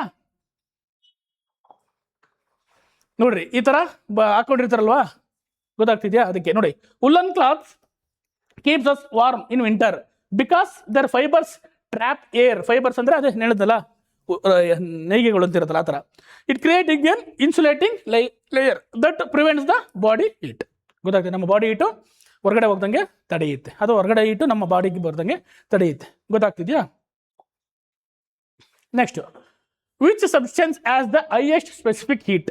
ನೋಡಿ, ಯಾವ ಒಂದು ವಸ್ತುಗಳು ಹೆಚ್ಚು ಸ್ಪೆಸಿಫಿಕ್ ಹೀಟ್ನ ಹೊಂದಿದೆ, ವಿಶಿಷ್ಟೋಷ್ಣ ಅಂತ ಕರೀತಾರೆ. ಅದನ್ನ ಹೇಳ್ತೀನಿ ಆ ಕಾನ್ಸೆಪ್ಟ್ ಬಂದಾಗ. ವಾಟರು ಏನಾಗುತ್ತೆ? ಅತಿ ಹೆಚ್ಚು ವಿಶಿಷ್ಟೋಷ್ಣ ಅಥವಾ ಸ್ಪೆಸಿಫಿಕ್ ಹೀಟ್ನ ಹೊಂದಿರುತ್ತೆ. ಅದಕ್ಕೆ ಯಾವುದು ಸ್ಪೆಸಿಫಿಕ್ ಹೀಟ್ ಹೊಂದಿರುತ್ತೆ ಜಾಸ್ತಿ, ಆ ವಸ್ತುಗಳು ಬೇಗ ಏನಾಗ್ತವೆ? ನೀರು ಕಾಯ್ತವೆ, ಅದು ಬೇಗ ಬಿಸಿ ಆಗ್ತವೆ ಮತ್ತೆ ಬೇಗ ತಣ್ಣಗಾಗ್ತವೆ. ಅರ್ಥ ಆಗ್ತಿದೆಯಾ? ಹಾಗಾಗಿ ಸ್ಪೆಸಿಫಿಕ್ ಹೀಟ್ ಅಂತ ಒಂದು ಕಾನ್ಸೆಪ್ಟ್ ಬರುತ್ತೆ. ನಾನು ನಿಮ್ಗೆ ಅದನ್ನ ಕಾನ್ಸೆಪ್ಟ್ ಎಕ್ಸ್ಪ್ಲೇನ್ ಮಾಡ್ಬೇಕಾದ್ರೆ ಹೇಳ್ತೀನಿ. ಏನು ಸ್ಪೆಸಿಫಿಕ್ ಹೀಟ್ ಅಂದ್ರೆ ಏನು, ಅದರಿಂದ ಅಡ್ವಾಂಟೇಜ್ ಏನು, ಅದರ ಅಪ್ಲಿಕೇಶನ್ಸ್ ಎಲ್ಲೆಲ್ಲಿ ಬರ್ತವೆ ನೋಡಿದ್ರೆ. ಸ್ಪೆಸಿಫಿಕ್ ಹೀಟ್ ಅಂತ ಕರೀತಾರೆ ಅಥವಾ ವಿಶಿಷ್ಟೋಷ್ಣ ಅಂತ ಕರೀತಾರೆ. ಅದರಲ್ಲಿ ಯಾವುದು ಹೆಚ್ಚಿಗೆ ಅಂತ ಕೇಳಿದರೆ, ಯಾವ ವಸ್ತುವಿಗೆ ಹೆಚ್ಚು ಸ್ಪೆಸಿಫಿಕ್ ಹೀಟ್ ಇರುತ್ತೆ ಅಂತಂದ್ರೆ ಯಾವುದು? ವಾಟರ್ ಅಂತ ಗೊತ್ತಿರಬೇಕು ನಿಮಗೆ. ಓಕೆನಾ? Next, Mercury is used in thermometer because. ನೋಡಿ, ಯಾಕೆ ಥರ್ಮೋಮೀಟರ್ಗಳಲ್ಲಿ ಪಾದರಸವನ್ನು ಬಳಸುವುದಕ್ಕೆ ಕಾರಣ ಏನು? ಗೊತ್ತಾಗ್ತಿದೆಯಾ? ಯಾವುದು? ಸಿ. ಯಾಕೆ ಸಿ? ನೀವೆಲ್ಲ ಏನು ಅನ್ಕೊಂತೀರಾ? ಅದು ಬೇಗ ಎಕ್ಸ್ಪೆಂಡ್ ಆಗುತ್ತೆ, ಅದಕ್ಕೆ ಯೂಸ್ ಮಾಡ್ತಾರೆ ಅನ್ಕೊಂತಾರೆ ಅಲ್ವಾ? ಇಲ್ಲ, ಅದಕ್ಕೆ ಕಾರಣ ಏನು? It's a low specific heat. ಗೊತ್ತಾಗ್ತಿದೆಯಾ? ಅಂದ್ರೆ ಯಾವ ವಸ್ತುಗಳಿಗೆ ಲೋ ಸ್ಪೆಸಿಫಿಕ್ ಹೀಟ್ ಇರುತ್ತೆ ಅದು ಬೇಗ ರಿಯಾಕ್ಟ್ ಆಗುತ್ತೆ. ಅಂದ್ರೆ ಬೇಗ ಸಣ್ಣ ಟೆಂಪ್ರೇಚರ್ಗೂ ಬೇಗ ರಿಯಾಕ್ಟ್, ಅಂದ್ರೆ ಅದ್ರ ಎಕ್ಸ್ಪೆಂಟ್ ತೋರಿಸುತ್ತೆ. ಹಾಗಾಗಿ it has low specific heat ಅಂತ ಗೊತ್ತಿರಬೇಕು. ಗೊತ್ತಾಗ್ತಿದೆಯಾ? C is the right answer. ಹೇಳ್ತೀನಿ, ಆ ಲೋ ಸ್ಪೆಸಿಫಿಕ್ ಹೀಟ್ ಬಂದಾಗ ನಿಮ್ಗೆ ಆ ಕಾನ್ಸೆಪ್ಟ್ ಅರ್ಥ ಆಗುತ್ತೆ. ಓಕೆನಾ? ಅಂದ್ರೆ ಅಲ್ಲಿಗೆ ಅರ್ಥ ಮಾಡ್ಕೋಬೇಕು, ಸ್ಪೆಸಿಫಿಕ್ ಹೀಟ್ ಬಗ್ಗೆ ಕ್ವಶನ್ಸ್ ಬರ್ತಾ ಇದೆ. ಕಂಡಕ್ಷನ್ ಅಂಡ್ ಕನ್ವೆನ್ಷನ್ ರೇಡಿಯೇಷನ್ ಮೇಲೆ ಕ್ವಶನ್ಸ್ ಬರ್ತಾ ಇದೆ. ಇನ್ಸುಲೇಟರ್ ಮೇಲೆ ಕಂಡಕ್ಷನ್ ಮೇಲೆ ಕ್ವಶನ್ಸ್ ಬರ್ತಾ ಇದೆ. ಅರ್ಥ ಆಗ್ತಿದೆಯಾ? Which statement is correct? ಯಾವ ಕೆಳಗಿನ ಯಾವ ಹೇಳಿಕೆಗಳು ಸರಿಯಾಗಿದೆ? High specific heat heat up quickly, low specific heat heat up slowly, high specific heat heats up slowly, both A and B. ಅದೇ ಸ್ಪೆಸಿಫಿಕ್ ಹೀಟ್ ಮೇಲೆ ಕ್ವಶನ್ಸ್ಗಳು ಬಂದಿದೆ, ಗೊತ್ತಾಗ್ತಿದೆಯಾ? ಯಾವುದು ಸ್ಪೆಸಿಫಿಕ್ ಜಾಸ್ತಿ ಇರುತ್ತೆ ಅವು ಬೇಗ ಏನಾಗ್ತವೆ? ಹೀಟ್ ಆಗ್ತವೆ. ಅಷ್ಟೇ ಕಾನ್ಸೆಪ್ಟ್. ಅದು ಬಂದಾಗ ಹೇಳ್ತೀನಿ, ಎಕ್ಸ್ಪ್ಲೇನ್ ಮಾಡ್ತೀನಿ. Water shows anomalous expansion of water. ಏನು ಈ ನೀರಿದೆಯಲ್ಲ, ಈಗ ಯಾವುದೇ ವಸ್ತುಗಳು ಎಕ್ಸ್ಪೆನ್ಷನ್ ಆಫ್ ವಾಟರ್ ನೋಡಿ, ಇಲ್ಲಿ ನೀವು ಅದು ಅರ್ಥ ಮಾಡ್ಕೋಬೇಕು. ಎಕ್ಸ್ಪೆನ್ಷನ್ ಗೊತ್ತಾಗ್ತಿದೆಯಾ? ಅಂದ್ರೆ ನಾವು ಯಾವುದೇ ವಸ್ತುಗಳಿಗೆ ಹೀಟ್ನ ಕೊಟ್ಟಾಗ ಅವು ಎಕ್ಸ್ಪ್ಯಾಂಡ್ ಆಗ್ತವೆ. ಕರೆಕ್ಟಾ? ಎಲ್ಲೆಲ್ಲಿ ನೀವು ಫೀಲ್ ಮಾಡಿದ್ರೆ ನೋಡಿ, ಎಕ್ಸ್ಪ್ಯಾಂಡ್ ವಸ್ತುಗಳು ಹೀಟ್ ಕೊಟ್ಟಾಗ ಎಲ್ಲಿ ಎಕ್ಸ್ಪ್ಯಾಂಡ್ ಆಗ್ತವೆ? ಎಕ್ಸಾಂಪಲ್ ಹೇಳಿ ನೋಡೋಣ. ಹೌದು, ಅದನ್ನ ಡೈಲಿ ಲೈಫಲ್ಲಿ ಎಲ್ಲಿ ನೋಡ್ತೀರಾ? ಅದು ಕಾಣುತ್ತೆ. ಆಯ್ತು, ನೀನು ಸರ್ ಇದು ಎಕ್ಸ್ಪೆಂಡ್ ಆಗಿದೆ ಅಂತ ನಿಂಗೆ ಹೆಂಗೆ ಫೀಲ್ ಆಗುತ್ತೆ? ಎಲ್ಲಿ ನೋಡಿದ್ರೆ? ಗೋಲ್ಡ್ ಮೆಂಟ್ ಮಾಡ್ಬೇಕಾರೆ ಎಲ್ಲಿ ನೋಡಿದಿರ ನೀವು? ಅಲ್ಲ, ಇದೇ ಗೊತ್ತು. ನೀವು ಡೈಲಿ ಲೈಫಲ್ಲಿ ಎಲ್ಲಿ ನೋಡಿದಿರಾ? Plastic. Okay, done. Plastic expand ಆಗುತ್ತೆ, ಗೊತ್ತಾಯ್ತು. ಆಮೇಲೆ ವೆರಿ ಗುಡ್, ಕರೆಕ್ಟ್. ಈಗ ನೋಡಿ, ಗುದ್ಲಿ ಆರೆ ಮಾಡ್ಬೇಕಾದ್ರೆ ಮೆಲ್ಟ್ ಮಾಡಿ ಮತ್ತೆ ಬಡಿತಾರೆ, ಬಡದು ಏನು ಮಾಡ್ತಾರೆ? ಎಕ್ಸ್ಪೆಂಡ್ ಮಾಡ್ತಾರೆ. ಅದು ಯಾವ ಶೇಪಿಗೆ ಬೇಕು ಆ ಶೇಪಿಗೆ ತೊಗೊಂಬರ್ತಾರೆ. ಕರೆಕ್ಟ್, ಅದೊಂದು. ಮತ್ತೆ ಇನ್ನೂ ಡೈಲಿ ಲೈಫಲ್ಲಿ ನೋಡ್ತೀರಾ, ಪ್ರತಿದಿನ ನೋಡ್ತಾ ಇರ್ತೀರಾ. ಪ್ರತಿದಿನ ನೀವು ಊರುಗಳಲ್ಲಿ ಓದ್ಬೇಕಾರೆ ಅಥವಾ ನಿಮ್ಮ ಮನೆಗಳಲ್ಲಿ ಅಥವಾ ರೋಡಲ್ಲಿ ಓಡಾಡ್ಬೇಕಾದ್ರೆ ನೋಡ್ತೀರಾ. ಯಾವ ವೈರು? ಎಲೆಕ್ಟ್ರಿಕ್ ವೈರ್ಗಳು. ಈಗ ನೋಡು, ಕಂಬಗಳು ಹಾಕಿರ್ತಾರೆ ಗೊತ್ತಾ? ಎಲೆಕ್ಟ್ರಿಕ್ ಕಂಬಗಳು ಚಳಿಗಾಲದಲ್ಲಿ ಹಿಂಗಿರ್ತವೆ, ಆಯ್ತಾ? ಬೇಸಿಗೆಗಾಲದಲ್ಲಿ ಹಿಂಗಾಗಿರ್ತವೆ. ಕರೆಕ್ಟಾ? ಹೌದಲ್ವಾ? ಅಬ್ಸರ್ವ್ ಮಾಡಿಲ್ಲ ನೀವು? ಅದಕ್ಕೆ ಹೇಳ್ತಿರೋದು. ಇದು ಕ್ವಶನ್ ಬಂದಿದೆ, ಅದಕ್ಕೆ ಹೇಳ್ತಾ ಇದ್ದೀನಿ ನಾನು. ಇದ್ರ ಮೇಲೆ ಕ್ವಶನ್ ಬಂದಿದೆ. ಯಾಕೆ ವಿದ್ಯುತ್ ಕಂಬಗಳಲ್ಲಿ ಹಾಕಿದ ವೈರ್ಗಳು ಅಥವಾ ವಿದ್ಯುತ್ ಕಂಬದಲ್ಲಿ ಹಾಕಿದ ಎಲೆಕ್ಟ್ರಿಕ್ ವೈರ್ಗಳು ಬೇಸಿಗೆಯಲ್ಲಿ ಜೋತು ಬಿದ್ದಿರುತ್ತವೆ ಅಂತ ಕ್ವಶನ್ಸ್ ಕೇಳಿದ್ದಾರೆ. ಗೊತ್ತಾಗ್ತಿದ್ಯಾ? ಅಂದ್ರೆ ಯಾಕೆಂದ್ರೆ ಬೇಸಿಗೆ ಕಾಲದಲ್ಲಿ ಹೀಟು ಏನ್ ಟೆಂಪರೇಚರು ಕಂಪೇರ್ಟಿವ್ಲಿ ಚಳಿಗಾಲದಲ್ಲಿ ಜಾಸ್ತಿ ಇರುತ್ತೆ. ಅವಾಗ ಏನಾಗುತ್ತೆ? ಜಿಮ್ಮು ಯಾವ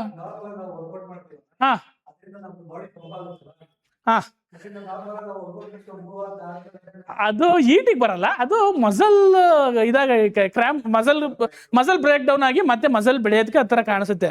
ಬಟ್ ಅದು ಹೀಟಿಗೆ ಏನು ಸಂಬಂಧ ಇಲ್ಲ. ಆ ಕಾನ್ಸೆಪ್ಟ್ನ ನೀನು ಜಿಮ್ಮಲ್ಲಿ ಬಾಡಿ ಜಿಮ್ ಮಾಡಿದಾಗ ಪಂಪ್ ಆಗಿರುತ್ತೆ, ಅದು ಮತ್ತೆ ಇದು ಹೀಟ್ ಕಮ್ಮಿ ಆದಾಗ ಅಂತಲ್ಲ, ಅದು ತಪ್ಪು. ಅಂದ್ರೆ ಅದು ನಿಜ, ಅದು ಆಗುತ್ತೆ, ಪಂಪ್ ಆಗಿರುತ್ತೆ ವೆಯ್ಟ್ ಮಾಡಿದಾಗ. ಯಾಕೆಂದ್ರೆ ಹಾರ್ಮೋನ್ಸ್ ಎಲ್ಲ ಏನಾಗುತ್ತೆ? ಸ್ಟಿಮ್ಯುಲೇಟ್ ಆಗಿರ್ತವೆ, ಮತ್ತೆ ಮಸಲ್ಸ್ ಇದು ಏನು ಎಕ್ಸ್ಪೆಂಡ್ ಆಗಿರುತ್ತೆ. ಹಾಗಾಗಿ ನಿಂಗೆ ಫಿಟ್ ಅಂತ ಕಾಣಿಸ್ತೀಯ. ಮತ್ತೆ ಅದು ಮಸಲ್ಸ್ ಏನಾಗುತ್ತೆ? ರಿಕವರಿ ಆಗಕ್ಕೆ ಏನು ಮಾಡ್ತವೆ? ಅವು ಬ್ರೇಕ್ ಡೌನ್ ಆದಾಗ ವೀಕ್ ಆಗ್ತೀವಿ. ಅದು ಎಕ್ಸಾಂಪಲ್ ಇದಕ್ಕಾಗಲ್ಲ, ಹೀಟ್ ಎಕ್ಸ್ಪೆಂಡ್ಗೆ ಆಗಲ್ಲ. ಗೊತ್ತಾಗ್ತಿದ್ಯಾ? ಆಮೇಲೆ ಮನುಷ್ಯನ ಬಾಡಿ ಹೀಟ್ ಮಾಡಿದ್ರೆ ಎಕ್ಸ್ಪೆಂಡ್ ಆಗುತ್ತೆ, ಪರ್ಮನೆಂಟ್ ಆಗಿ ಎಕ್ಸ್ಪೆಂಡ್ ಆಗ್ತಾನೆ ಅಷ್ಟೇ ಅವನು. ಅರ್ಥ ಆಗ್ತಿದ್ಯಾ? ಹಂಗಾಗಿ ಎಕ್ಸ್ಪೈರ್ ಆಗ್ತಾನೆ, ಎಕ್ಸ್ಪೆಂಡ್ ಆಗಲ್ಲ, ಎಕ್ಸ್ಪೈರ್ ಆಗ್ತಾನೆ. ಅರ್ಥ ಆಗ್ತಿದ್ಯಾ? ಇದು ನೋಡಿರ್ತೀರ, ಅಬ್ಸರ್ವ್ ಮಾಡಿರ್ತೀರಲ್ಲ ನೀವು, ಈ ಊರುಗಳಿಗೆ ಹೊಲಗಳ ಕಡೆ ಅಬ್ಸರ್ವ್ ಮಾಡಿರ್ತೀರಾ. ಗೊತ್ತಾಗ್ತದೆ. ಯಾಕೆಂದ್ರೆ ಎಕ್ಸ್ಪೆನ್ಷನ್ ಆಫ್, ಗೊತ್ತಾಯ್ತಾ? ಹೀಟಿನ ಎಕ್ಸ್ಪೆನ್ಷನ್ ಇದೆ, ಗೊತ್ತಾಗ್ತದೆ. ಅದೇ ಕ್ವಶನ್ಸ್ ಕೇಳ್ತಾರೆ. ಅದರಲ್ಲಿ ಯಾವುದೇ ವಸ್ತುಗಳು ಸಾಲಿಡ್ ಆಗಿರ್ಬೋದು, ಲಿಕ್ವಿಡ್ ಆಗಿರ್ಬೋದು, ಗ್ಯಾಸಸ್ಗಳಾಗಿರ್ಬೋದು, ಯಾವ್ಯಾವ ವಸ್ತುಗಳು ಹೀಟ್ ಕೊಟ್ರೆ ಏನಾಗುತ್ತೆ? ಎಕ್ಸ್ಪೆಂಡ್ ಆಗ್ತವೆ. ಗೊತ್ತಾಗ್ತಿದ್ಯಾ? ನೆಕ್ಸ್ಟ್ ಇದು ಅನಾಮಲಸ್ ಎಕ್ಸ್ಪೆನ್ಷನ್ ಆಫ್ ವಾಟರ್ ಅಂತ ಕರೀತಾರೆ. ಗೊತ್ತಾಗ್ತಿದ್ಯಾ? ಅಸಂಗತ ಎಕ್ಸ್ಪೆನ್ಷನ್ ಅಂತ ಕರೀತಾರೆ. ಏನಂತಂದ್ರೆ ನೀರು ಏನ್ ಮಾಡಿದೆ, ಯಾವುದೇ ವಸ್ತುಗಳು ಏನ್ ಕೊಟ್ಟಾಗ 1 ಡಿಗ್ರಿ ಕೊಟ್ಟಾಗ ಒಂದು ಸ್ವಲ್ಪ ಎಕ್ಸ್ಪೆಂಡ್ ಆಗ್ತವೆ, 2 ಡಿಗ್ರಿ ಕೊಟ್ಟಾಗ ಇನ್ನೂ ಸ್ವಲ್ಪ ಎಕ್ಸ್ಪೆಂಡ್ ಆಗ್ತವೆ, 3 ಡಿಗ್ರಿ ಕೊಟ್ಟಾಗ ಎಕ್ಸ್ಪೆಂಡ್ ಆಗ್ತವೆ. ಈ ತರ ಆಗ್ತಿರುತ್ತೆ. ಬಟ್ ಅದ್ರ ವಾಟರ್ ಹೆಂಗೆ ಅಂತಂದ್ರೆ ಫಸ್ಟ್ ಎಕ್ಸ್ಪೆಂಡ್ ಆಗುತ್ತೆ 4 ಡಿಗ್ರಿವರೆಗೂ, ಆಮೇಲೆ ಏನಾಗ್ತದೆ? ಕಡಿಮೆ ಆಗ್ತಾ ಬರುತ್ತೆ. ಈ ತರ ವಿಚಿತ್ರವಾಗಿ ವರ್ತಿಸೋದಕ್ಕೆ ಇದನ್ನ ಅನಾಮಲಸ್ ಎಕ್ಸ್ಪೆನ್ಷನ್ ಆಫ್ ವಾಟರ್ ಅಂತ ಕರೀತಾರೆ. ಗೊತ್ತಾಗ್ತಿದೆ? ಅದು ಯಾವ ಡಿಗ್ರಿನಲ್ಲಿ ಆಗುತ್ತೆ ಅಂತ ಕೇಳಿದಾಗ ವಾಟರ್ ಶೋಸ್ ಅನಾಮಲಸ್ ಎಕ್ಸ್ಪೆನ್ಷನ್ ಏನ್ ಗೊತ್ತೆ? 0 to 4 ಡಿಗ್ರಿ ಆಗುತ್ತೆ. ಗೊತ್ತಾಗ್ತಿದ್ಯಾ? ಇಲ್ಲಿ 0 to 4 ಡಿಗ್ರಿ ಏನಾಗುತ್ತೆ? ಜಾಸ್ತಿ ಆಗುತ್ತೆ, ಆಮೇಲೆ ನಿಧಾನ ಕಮ್ಮಿ ಆಗ್ಬಿಡುತ್ತೆ. ಗೊತ್ತಾಗ್ತಿದ್ಯಾ? ಇದನ್ನೇನಂತ ಕರೀತಾರೆ? ಅನಾಮಲಸ್ ಎಕ್ಸ್ಪೆನ್ಷನ್ ಆಫ್ ವಾಟರ್ ಅಂತ ಕರೀತಾರೆ. ಅದು ಬಂದ ಕಾನ್ಸೆಪ್ಟ್ ಬಂದ ಎಕ್ಸ್ಪ್ಲೇನ್ ಮಾಡ್ತೀನಿ. ಇದ್ರ ಅಪ್ಲಿಕೇಶನ್ ಮೇಲೆ ಕ್ವಶನ್ಸ್ ಕೇಳಿದ್ದಾರೆ, ಮತ್ತೆ ಇದ್ರ ಮೇಲೆ ಕ್ವಶನ್ಸ್ ಕೇಳಿದ್ದಾರೆ. ಗೊತ್ತಾಗ್ತಿದ್ಯಾ? ನೋಡು, ಲೇಕ್ಸ್ ಫ್ರೀಸಸ್ ಫ್ರಮ್ ಟಾಪ್ ಬಿಕಾಸ್.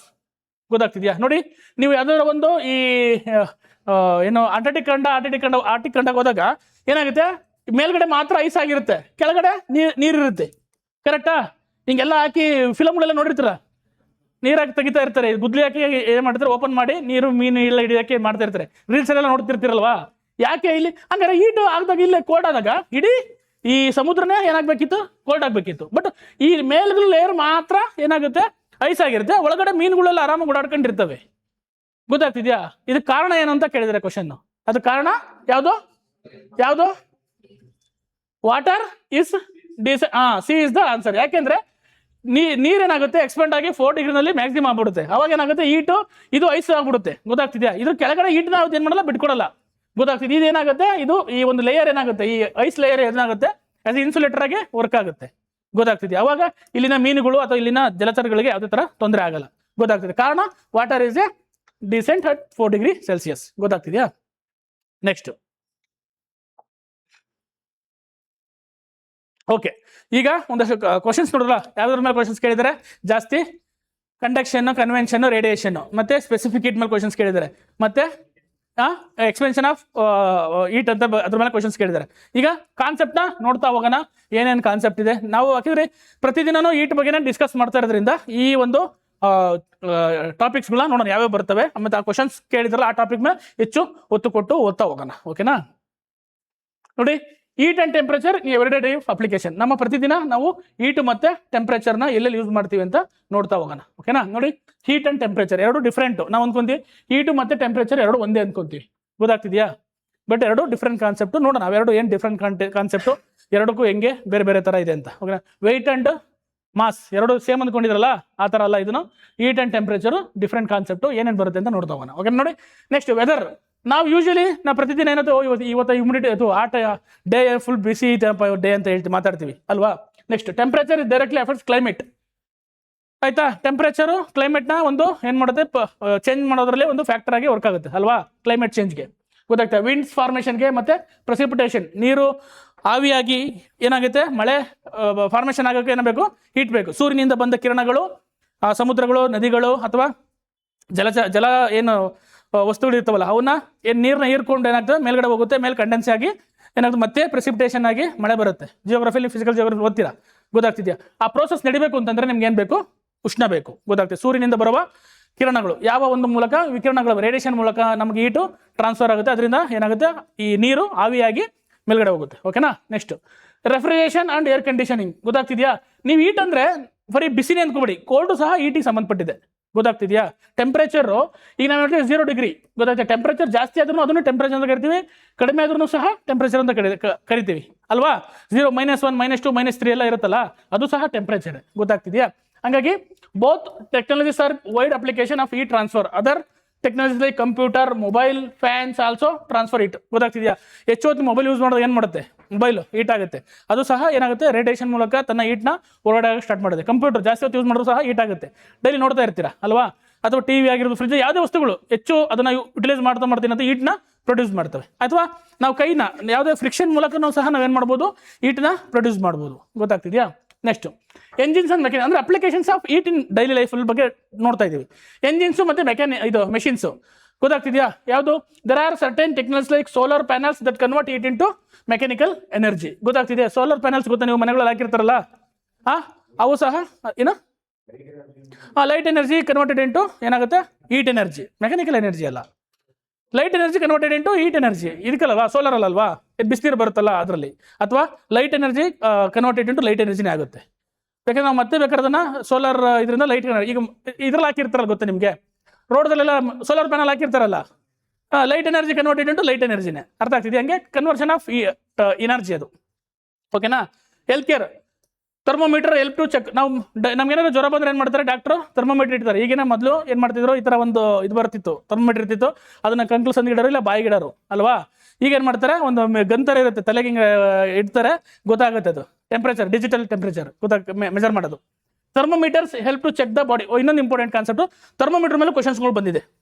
ಗೊತ್ತಾಗ್ತಿದ್ಯಾ? ಈಗ ಅವ್ರು ನಿಮ್ಮ ಇವರು ಸರ್ ಬರಲ್ಲ ಅಂದ್ರು, ಅವಾಗ ಎದ್ದೋ ಬಿದ್ದೋ ಅಂತ ಈ ಬಂದಿದ್ದು. ಎಲ್ಲ ಕ್ವಶನ್ಸ್ಗಳು ಹಾಕೋಬೇಕಿತ್ತು ಆ್ಯಕ್ಚುಲಿ. ಗೊತ್ತಾಗ್ತಿದೆಯಾ? ಹಂಗಾಗಿ ಥರ್ಮೋಮೀಟರ್ ಮೇಲೆ ಕ್ವಶನ್ಸ್ ಕೇಳಿದ್ದಾರೆ. ನೆನಪಲ್ಲಿ ಇಟ್ಕೊಳ್ಳಿ. ಥರ್ಮೋಮೀಟರ್ ಯಾವ ಟೈಪ್ ಥರ್ಮೋಮೀಟರ್ ಬರ್ತವೆ, ಯಾಕೆ ಥರ್ಮೋಮೀಟರ್ ಪಾದರಸನ ಯೂಸ್, ಕ್ವಶನ್ ಬಂತು ಅನ್ಸುತ್ತೆ, ಥರ್ಮೋಮೀಟರ್ ಪಾದರಸನ ಯಾಕೆ ಯೂಸ್ ಮಾಡ್ತೀವಿ ಅಂತ ಅಂದ್ಬಿಟ್ಟು ಅಲ್ವಾ? To check the body temperature and healthy heat therapy is use for the pain relief. ನೀವು ಮನೇಲಿ ಈಗ ಏನಾದ್ರು ಆಕ್ಸಿಡೆಂಟ್ ಆಗಿರುತ್ತೆ ಅಂದ್ಕೊಳ್ಳಿ, ಅಥವಾ ಏನೋ ಬೋನ್ ಫ್ರಾಕ್ಚರ್ ಆಗಿರುತ್ತೆ ಅಂದ್ಕೊಳ್ಳಿ, ಅದು ಕೂತ್ಕೊಂಡಿರುತ್ತೆ ಅಂದ್ಕೊಳ್ಳಿ, ಡಾಕ್ಟರ್ ಏನು ಮಾಡ್ತಾರೆ, ಬಿಸಿನೀರು ಇಟ್ಕೊಳ್ಳಿ ಅಲ್ವಾ? ಅಥವಾ ಒಂದು ಬ್ಯಾಗ್ ಬರುತ್ತೆ ಗೊತ್ತಾ, ಹಾಟ್ ವಾಟರ್ ಬ್ಯಾಗ್ ಇಟ್ಕೊಳ್ಳಿ ಅಂತ ಕರೀತಾರೆ. ಯಾಕೆಂದ್ರೆ ಪೇಯ್ನ ರಿಲೀಫ್ ಮಾಡೋಕ್ಕೋಸ್ಕರ.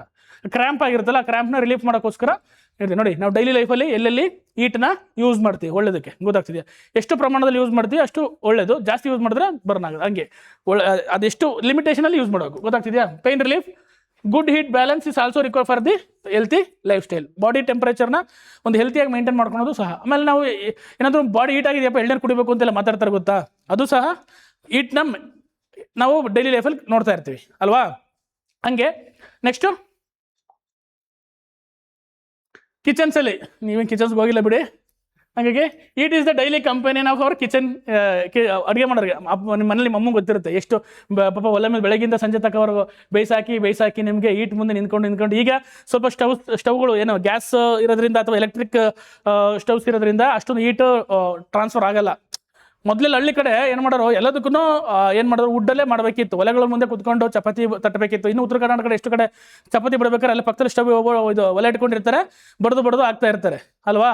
ಎಷ್ಟೊತ್ತು ಕುತ್ಕೊಂಡಿರ್ತಾರೆ. ಹೀಟು ಏನಾಗುತ್ತೆ ಯಾವ ಮುಖಾಂತರ ಕನ್ವೆನ್ಷನ್ ಮುಖಾಂತರ ಟ್ರಾನ್ಸ್ಫರ್ ಆಗ್ತಾ ಇರುತ್ತೆ ಅವ್ರಿಗೆ ಅಲ್ವಾ. ಗೊತ್ತಾಗ್ತಿದ್ಯಾ. Use the power to temperature control the cook food and control the heat flow from the body. ಗೊತ್ತಾಗ್ತಿದ್ಯಾ. ನೆಕ್ಸ್ಟು ಇನ್ನೊಂದು very very important, green house effect ಅಲ್ವಾ. ಜಾಗತಿಕ ತಾಪಮಾನ ಗ್ಲೋಬಲ್ ಏನಂತ ಹೇಳ್ತಾರೆ, ಗ್ಲೋಬಲ್ ವಾರ್ಮಿಂಗ್ ಅಂತೆಲ್ಲ ಓದ್ತಾ ಇರ್ತೀವಲ್ವಾ. ಅದು ಸಹ ಈ ಏನು ಹೀಟು ಹೆಚ್ಚಾಗಿರೋ ಭೂಮಿಯ ಒಂದು ತಾಪಮಾನ ಹೆಚ್ಚಾಗಿರೋದಕ್ಕೆ ಏನಾಗ್ತಿದೆ. ಅದು ಯಾಕೆ ತಾಪಮಾನ ಹೆಚ್ಚಾಗುತ್ತೆ ಅಂದರೆ some gases like carbon dioxide trap heat through the atmosphere. ಅಂದರೆ ಕಾರ್ಬನ್ ಡೈಆಕ್ಸೈಡ್ ಇಲ್ಲಿ ಇರ್ತಾವಲ್ಲ, ಸೂರ್ಯನಿಂದ ಬರೋ ಕಿರಣಗಳ ಮುಖಾಂತರ ಬರುತ್ತೆ ವೇವ್ಸು, ಅದನ್ನು ಹೊರಗಡೆ ಹೋಗಿ ಬಿಡಲ್ಲ ಅಲ್ವಾ. ಇದೆ ತಾನೇ ಗ್ರೀನ್ ಹೌಸ್ಗೆ ಎಫೆಕ್ಟು. ಹೊರಗಡೆ ಹೋಗಿ ಬಿಡದಲ್ಲಿ ಏನು ಮಾಡ್ತವೆ, ಇಲ್ಲೇ ಭೂಮಿಯ ವಾತಾವರಣದಲ್ಲೇ ಉಳಿಸ್ಕೊಂಡ್ಬಿಡ್ತವೆ ಆ ಹೀಟ್ನ. ಅದಕ್ಕೇನಾಗುತ್ತೆ, ಭೂಮಿ ತಾಪಮಾನ ಹೆಚ್ಚಿಗೆ ಆಗುತ್ತೆ. ಇದರಿಂದ ಏನೇನು ಎಫೆಕ್ಟ್ ಆಗುತ್ತೆ ನೀವೆಲ್ಲ ಬರ್ದಿರ್ತೀರ ಯಾವುದರಲ್ಲಿ ಎಸ್ಎ ಪೇಪರಲ್ಲಿ ನೀವು ಗ್ರೀನ್ ಹೌಸ್ ಎಫೆಕ್ಟ್ಸ್ ಬಗ್ಗೆ ಬರ್ದಿರ್ತೀರ. ಓಕೆನಾ. Atmospheric gases that would be otherwise escape in to the space, ಅಂದರೆ ಎಸ್ಕೇಪ್ ಆಗೋದನ್ನು ತಡೆದು ಇಲ್ಲೇ ಏನು ಮಾಡ್ತಾರೆ, ಭೂಮಿಯ ವಾತಾವರಣವನ್ನು ಏನು ಮಾಡ್ತಾವೆ, ಇನ್ಕ್ರೀಸ್ ಮಾಡ್ತವೆ. ಅದರಿಂದ ಏನೇನು ಎಫೆಕ್ಟ್ ಆಗುತ್ತೆ ಅಂದರೆ ಗೊತ್ತಲ್ಲ, rapid growth increasing the sea level, melting of ice caps, global warming and unpredictable weather. ಇಷ್ಟು ಸಹ ಈ ಒಂದು ಗ್ರೀನ್ ಹೌಸ್ ಎಫೆಕ್ಟ್ಸ್. ಅಂದರೆ ಒಂದು ತಾಪಮಾನದಿಂದ ಏನಾಗುತ್ತೆ, ಭೂಮಿಯ ತಾಪಮಾನ ಹೆಚ್ಚಾಗೋದ್ರಿಂದ ಏನಾಗುತ್ತೆ, ನಮಗೆ ಇಷ್ಟೆಲ್ಲ ಎಫೆಕ್ಟ್ಸು ಆಗ್ತಾ ಇರುತ್ತೆ. ಗೊತ್ತಾಗ್ತಿದೆ. ಅಂದರೆ ನೋಡಿ, ಟೆಂಪರೇಚರ್ನ ಬ್ಯಾಲೆನ್ಸ್ ಮಾಡೋದು ಸಹ ಎಷ್ಟು ಇಂಪಾರ್ಟೆಂಟ್ ಅಂತ ಗೊತ್ತಾಗ್ತಿದೆ. ಓಕೆನಾ.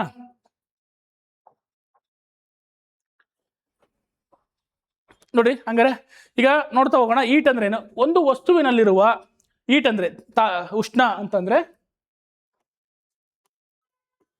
ಒಂದು ವಸ್ತುವಿನಲ್ಲಿರುವ ಎಲ್ಲ ಪರಮಾಣುಗಳ ಒಟ್ಟು ಚಲನಶಕ್ತಿ ಮೊತ್ತವೇ ಉಷ್ಣ. ಗೊತ್ತಾಗ್ತಿದ್ಯಾ. Kinetic energy, total kinetic energy of ಏನು ಮೆಟೀರಿಯಲ್ ಇರುತ್ತಲ್ಲ ಅದನ್ನೇನಂತ ಕರೀತಾರೆ, ಉಷ್ಣ ಅಂತ ಕರೀತಾರೆ. ಗೊತ್ತಾಗ್ತಾ. ಕೈನೆಟಿಕ್ ಎನರ್ಜಿ ಒಂದು ವಸ್ತುವಿನಲ್ಲಿರುವ ಎಲ್ಲ ಚಲನಶಕ್ತಿಯ ಮೊತ್ತವೇ ಉಷ್ಣ. ಗೊತ್ತಾಗ್ತದೆ. ಇದು ಒಂದು ಶಕ್ತಿಯ ರೂಪವಾಗಿದೆ, ಫಾರ್ಮ್ ಆಫ್ ಎನರ್ಜಿ. ಗೊತ್ತಾಗ್ತಿದ್ಯಾ. ಉಷ್ಣವನ್ನು ಹಲವಾರು ವಿಧಗಳ ಮೂಲಗಳಿಂದ ಪಡೆಯುತ್ತೇವೆ. ನಾವು ಎಲ್ಲೆಲ್ಲಿ ಪಡ್ಕೊಂತೀವಿ ನಿಮಗೆ ಗೊತ್ತಲ್ವಾ. Usually main source of heat ಏನು ನಮಗೆ, ಸನ್ನು. ಆಮೇಲೆ ಹೇಳಿ ಮಾತಾಡಿ, ಯಾವ್ಯಾವ ಸೋರ್ಸ್ ಆಫ್ ಹೀಟ್, ಯಾವ್ಯಾವ ಎಲ್ಲೆಲ್ಲಿಂದ ಹೀಟ್ ನೀವು ಪ್ರೊಡ್ಯೂಸ್ ಮಾಡ್ಕೊತೀರಾ, ಹಂಗೆ ಉತ್ಪತ್ತಿ ಆಗ್ಬಿಡುತ್ತಾ. ಯಾವ ಸೋರ್ಸಸ್ ಆಫ್ ಹೀಟ್ ಏನು, ಯಾವುದು, ಅರ್ತ್ ಕೋರ. ಆಮೇಲೆ ಆಯ್ತು, ಒಂದು ಇರ್ಬೋದು ಹೇಳು. ಆಮೇಲೆ ಫ್ರಿಕ್ಷನ್. ಓಕೆ. ಆಮೇಲೆ ನೆನೆಸ್ಕೊಳ್ರಿ, ಯಾಕೆ ಗೊತ್ತಿಲ್ಲ ಎಲ್ಲಿಂದ ಹೀಟ್ ಬರುತ್ತೆ. ಫಾಸಿಲ್ ಫ್ಯೂಯಲ್ಸ್ ಬರ್ನ್ ಮಾಡೋದ್ರಿಂದ, ಕೋಲ್ ಬರ್ನ್ ಮಾಡೋದ್ರಿಂದ, ವುಡ್ ಬರ್ನ್ ಮಾಡೋದ್ರಿಂದ ಎಲ್ಲ ಹೀಟ್ ಬರುತ್ತಲ್ವಾ. ಗೊತ್ತಾಗ್ತಿದ್ಯಾ. ಇಲ್ಲ ಹಾಕಿದ್ದೀನ ನೋಡಿ, ವಿಶ್ವದ ವಿವಿಧ ಮೂಲಗಳು, ಸೂರ್ಯ, ಕಲ್ಲಿದ್ದಲು, ಪರಮಾಣು, ಉರುವಲುಗಳು ಅಂದ್ರೆ ನಾವೇನು ವುಡ್ ಅಂತ ಕರಿತಿರೋದು, ಮತ್ತೆ ಯಾಂತ್ರಿಕ ಘರ್ಷಣೆ ಫ್ರಿಕ್ಷನ್ ಇಂದ. ಗೊತ್ತಾಗ್ತಿದ್ಯಾ. ಉಷ್ಣವನ್ನು ಬ್ರಿಟಿಷ್ ಪದ್ಧತಿಯಲ್ಲಿ BTU ಬ್ರಿಟಿಷ್ ಥರ್ಮಲ್ ಯೂನಿಟ್ ಅಂತ ಮೆಜರ್ ಮಾಡ್ತಾರೆ ಬ್ರಿಟಿಷ್ ಪದ್ಧತಿಯಲ್ಲಿ, ಬಟ್ ಈಗಿಲ್ಲ ಇದು. ಗೊತ್ತಾಗ್ತಿದ್ಯಾ. ನೆಕ್ಸ್ಟ್ 1 BTU = 252 ಕ್ಯಾಲೋರಿ, ಅದು 1 BTU = 105 ಜೌಲ್. ನಾವೀಗ ಮೆಜರ್ ಮಾಡೋದು ಹೀಟ್ನ ಏನಿಂದ ಮೆಜರ್ ಮಾಡ್ತೀವಿ, ಜೌಲಿಂದ ಮೆಜರ್ ಮಾಡ್ತೀವಿ. ಓಕೆನಾ. ನೆಕ್ಸ್ಟು ಅಂತಾರಾಷ್ಟ್ರೀಯ ಮಾನ, ಅದೇ ಹೇಳಿದ್ನಲ್ಲ SI ಯೂನಿಟ್. ಗೊತ್ತಾಗ್ತಿದೆ. Very important. ಉಷ್ಣವನ್ನು ಅಳೆಯುವ ಅಂತಾರಾಷ್ಟ್ರೀಯ ಏಕಮಾನ SI unit of heat is joule. ಗೊತ್ತಾಗ್ತಿದ್ಯಾ. ಮತ್ತು ಉಷ್ಣವನ್ನು ಕ್ಯಾಲೋರಿ ಸಹ ಅಂತಲೂ ನಾವೇನು ಮಾಡ್ತೀವಿ, ಮೆಜರ್ ಮಾಡ್ತೀವಿ ಅಲ್ವಾ. ಕ್ಯಾಲೋರಿ ಏಕಮಾನದಿಂದಲೂ ಸಹ ಇದನ್ನೇನು ಮಾಡ್ತೀವಿ, ಮೆಜರ್ ಮಾಡ್ತೀವಿ. 1 ಕ್ಯಾಲೋರಿ ಅಂದರೆ 1 ಗ್ರಾಮ್ ನೀರಿನ ತಾಪವನ್ನು 1 ಡಿಗ್ರಿಯಷ್ಟು ಹೆಚ್ಚಿಸಲು ಕೊಡಬೇಕಾದ ಉಷ್ಣ. ಅದನ್ನು ನಾನು ಲಾಸ್ಟ್ ಇದರಲ್ಲಿ ಹೇಳಿದ್ದೀನಿ, ಯಾವುದೋ ಫಿಸಿಕಲ್ ಕ್ವಾಂಟಿಟೀಸಲ್ಲಿ ಹೇಳಿದ್ದೀನಿ ಕ್ಯಾಲೋರಿ ಅಂದರೆ ಏನು ಅಂತ. ಗೊತ್ತಾಗ್ತಿದ್ಯಾ. Very very important. ಎಕ್ಸಾಮಿಗೆ ಬಂದಿದೆ ಕ್ಯಾಲೋರಿ, ಬರ್ಕೊಳ್ಳಿ ಬೇಕಾದ್ರೆ, ಇಂಪಾರ್ಟೆಂಟ್ ಅದನ್ನು. 1 ಕ್ಯಾಲೋರಿ ಅಂದರೆ 1 ಗ್ರಾಮ್ ನೀರಿನ ತಾಪವನ್ನು 1 ಡಿಗ್ರಿಯಷ್ಟು ಹೆಚ್ಚಿಸಬೇಕು ಅಂದಾಗ ಅಷ್ಟು ಕೊಡೋ ಟೆಂಪರೇಚರ್, ಎಷ್ಟು ಟೆಂಪರೇಚರ್ ಕೊಡ್ತೀವಿ ಅದನ್ನ 1 ಕ್ಯಾಲೋರಿ ಅಂತ ಕರಿತೀವಿ. ಗೊತ್ತಾಗ್ತಿದ್ಯಾ. ಹಂಗಂದ್ರೆ 1 ಕ್ಯಾಲೋರಿ ಎಷ್ಟು ಅಂತಂದ್ರೆ 1 ಕ್ಯಾಲೋರಿ = 4.186 ಜೌಲ್. ಇದು ಸಹ ಎಕ್ಸಾಮಿಗೆ ಬಂದಿದೆ. 1 ಕ್ಯಾಲೋರಿ = ಹೌ ಮೆನಿ ಜೌಲ್ಸ್ ಅಂತ ಸಹ ಕ್ವಶನ್ಸ್ ಕೇಳಿದ್ದಾರೆ. ಓಕೆನಾ. ಅಥವಾ ರೌಂಡ್ ಫಿಗರಲ್ಲಿ 4.2 ಅಂತ ಬರ್ಕೊಳ್ಳಿ ಬೇಕಾರೆ. 1.86 ನೆನ್ಪಿಟ್ಕೊಳಕ್ಕಾಗಲಿ ಅಂದ್ರೆ 4.2 ಅಂತ ಅಂದ್ಕೊಳ್ಳಿ. 1 calorie is equal to 4.186 joule ಅಂತ ಕರೀತಾರೆ. 1 ಕ್ಯಾಲೋರಿ ಅಂತಂದ್ರೆ 1 ಗ್ರಾಮ್ ನೀರಿನ ತಾಪವನ್ನು 1 ಡಿಗ್ರಿಯಷ್ಟು ಇನ್ಕ್ರೀಸ್ ಮಾಡೋಕ್ಕೆ ಬೇಕಾದ ಉಷ್ಣ. Any doubts? ಓಕೆ, ಉಷ್ಣತಾ ಮಾಪಕ ಗೊತ್ತಾಗ್ತಿದ್ಯಾ? ಅಂದ್ರೆ ಥರ್ಮೋಮೀಟರ್ಸ್. ಉಷ್ಣತಾ ಮಾಪಕದಿಂದ ಅಳೆಯುತ್ತಾರೆ. ಧ್ರುವ ಪ್ರದೇಶದ ಉಷ್ಣತಾ ಮಾಪಕದಲ್ಲಿ ಪಾದರಸ ಮತ್ತು ಆಲ್ಕೋಹಾಲ್ನ ಬಳಸ್ತಾರೆ. ಗೊತ್ತಾಗ್ತಿದ್ಯಾ? ಧ್ರುವ ಪ್ರದೇಶಗಳಲ್ಲಿ ನಾವೇನಾದ್ರೂ ಟೆಂಪರೇಚರ್ ಹೀಟ್ನ ಮೆಜರ್ ಮಾಡಬೇಕು ಅಂತಂದಾಗ ಏನ್ ಮಾಡ್ತೀವಿ ನಾವು? ಈ ಒಂದು ಥರ್ಮೋಮೀಟರ್ನ ಯೂಸ್ ಮಾಡ್ತೀವಿ. ಅಲ್ಲಿ ಪಾದರಸ ಮತ್ತೆ ಆಲ್ಕೋಹಾಲ್ನ ಯೂಸ್ ಮಾಡ್ತೀವಿ. ಓಕೆನಾ? ಇತ್ತೀಚೆಗೆ ಉಷ್ಣತಾ ಮಾಪಕಗಳಲ್ಲಿ ಜಲಜನಕವನ್ನು ಸಹ ಏನ್ ಮಾಡ್ತಾ ಇದೀವಿ? ಬಳಸ್ತಾ ಇದ್ದೀವಿ. ಗೊತ್ತಾಗ್ತಿದ್ಯಾ? ಜಲಜನಕನು ಸಹ ಬಳಸ್ತಾ ಇದೀವಿ, ಪಾದರಸನ ಬಳಸ್ತೀವಿ, ಆಲ್ಕೋಹಾಲ್ ಮತ್ತೆ ಜಲಜನಕ ಮೂರನ್ನು ಸಹ ಏನ್ ಮಾಡ್ತೀವಿ ನಾವು ಈ ಒಂದು ಥರ್ಮೋಮೀಟರ್ಗಳಲ್ಲಿ ಬಳಸ್ತೀವಿ. ಓಕೆನಾ? ನೆಕ್ಸ್ಟ್ ಅದೇ ರೀತಿ ತಾಪ ಅಥವಾ ಟೆಂಪರೇಚರ್. ಗೊತ್ತಾಗ್ತಿದ್ಯಾ? ಏನು ಟೆಂಪರೇಚರ್ ಅಂದ್ರೆ ಒಂದು ವಸ್ತುವಿನಲ್ಲಿರುವ ಸರಾಸರಿ ಪರಮಾಣು ಚಲನೆಗಳ ಮೊತ್ತವಾಗಿದೆ. ಅದು ಅವರೇಜ್. ಗೊತ್ತಾಗ್ತಿದೆ? Average kinetic energy of a ಒಂದು ವಸ್ತುವಿನ average kinetic energy of a metal ಅಥವಾ ವಸ್ತು. ಪರಮಾಣು ಚಲನಶಕ್ತಿಯನ್ನು ಇದು ವಸ್ತುವಿನ ಬಿಸಿಯ ಮಟ್ಟ ಅಥವಾ ತಣ್ಣನೆಯ ಮಟ್ಟವನ್ನು ಏನ್ ಮಾಡೋದು? ತಾಪ ಅಂತ ಕರೀತಾರೆ. ಟೆಂಪರೇಚರು ಕೋಲ್ಡ್ ಇರ್ಬೋದು, ಹಾಟ್ ಇರ್ಬೋದು. ಗೊತ್ತಾಗ್ತಿದ್ಯಾ? ಆದ್ರೆ ಉಷ್ಣನ ಕೋಲ್ಡ್ ಮತ್ತೆ ಹಾಟ್ ಅಂತ ಹೇಳಲ್ಲ. ಅರ್ಥ ಆಗ್ತಿದ್ಯಾ? ಅದಕ್ಕೆ ಹೇಳ್ತಿದ್ದು ಡಿಫ್ರೆನ್ಸ್. ತಾಪಮಾನ ಅಂದ್ರೆ average kinetic energy of a molecules. ಗೊತ್ತಾಗ್ತಿದ್ಯಾ? ಅದನ್ನ ಅಥವಾ ಬಿಸಿಯ ಮಟ್ಟ ವಾರ್ಮ್ ಆರ್ ಕೋಲ್ಡ್ ಅಂತಲೂ ಸಹ ಏನ್ ಮಾಡ್ತೀವಿ? ಟೆಂಪರೇಚರ್ನ ಮೆಜರ್ ಮಾಡ್ತೀವಿ. ಓಕೆನಾ? ಇದನ್ನ ಎಸ್ ಐ ಯೂನಿಟ್. ಟೆಂಪರೇಚರ್ನ ಎಸ್ ಐ ಯೂನಿಟ್ ಯಾವುದು? ಕೆಲ್ವಿನ್. ಹೀಟ್ನ S I unit joule. Important ಎಕ್ಸಾಮ್ಗೆ ಬಂದಿದೆ. ಓಕೆನಾ? Important S I unit. ಓಕೆನಾ? ಉಷ್ಣತೆಯನ್ನು 3 ಮಾನಗಳಲ್ಲಿ ಅಳೆಯುತ್ತಾರೆ. ಗೊತ್ತಲ್ವಾ? ಉಷ್ಣತೆಯನ್ನ ಈ 3 ಮಾನಗಳಲ್ಲಿ ಅಳೆಯುತ್ತಾರೆ. ಯಾವ್ಯಾವ ಅಂತ ನೋಡ್ತಾ ಹೋಗೋಣ. Very important. ಇದರಲ್ಲಿ ಫಸ್ಟ್ ಏನಂದ್ರೆ ಯಾವ್ದು ಉಷ್ಣತಾ ಮಾಪಕದ ಮಾಪಗಳು ಆಲ್ರೆಡಿ ಪಾದರಸ ಮತ್ತೆ ಆಲ್ಕೋಹಾಲ್ನ ಯೂಸ್ ಮಾಡ್ತೀವಿ, ಮತ್ತೆ ಜಲಜನಕನ್ನು ಯೂಸ್ ಮಾಡ್ತೀವಿ. ಅದೇ ರೀತಿ ಟೆಂಪರೇಚರ್ ಅಂದ್ರೆ ಏನು, ಮತ್ತೆ ಆ ಟೆಂಪರೇಚರ್ನ ಒಂದು ಎಸ್ ಐ ಯೂನಿಟ್ ಯಾವುದು? ಕೆಲ್ವಿನ್. ಇಷ್ಟು ಗೊತ್ತಿರಬೇಕು. ನೋಡಿ, ಈಗ 3 ಅಲ್ವಾ?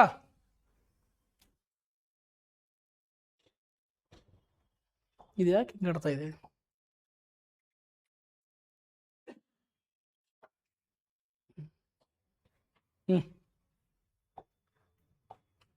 ಓಕೆ, ನೋಡಿ ಕಾಣಿಸ್ತಾ ಇದೆಯಾ?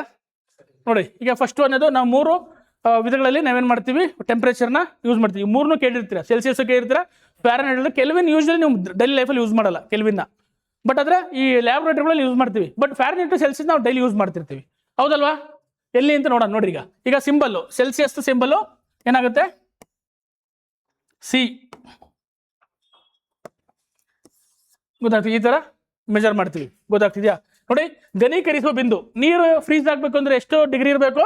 0 ಡಿಗ್ರಿ ಸೆಲ್ಸಿಯಸ್ ಬಂದಾಗ ಏನಾಗುತ್ತೆ? ಅದು ಸೆಲ್ಸಿಯಸ್ ಬಂದಾಗ ಅದು ಫ್ರೀಸ್ ಆಗುತ್ತೆ ಅಥವಾ ಐಸ್ ಆಗಕ್ಕೆ ಸ್ಟಾರ್ಟ್ ಆಗುತ್ತೆ. ಅರ್ಥ ಆಗ್ತಿದೆಯಾ? ಐಸ್ ಕೊಟ್ಟಂಗೆ ಅದು ಫ್ರೀಸ್ ಆಗಕ್ಕೆ ಸ್ಟಾರ್ಟ್ ಆಗುತ್ತೆ.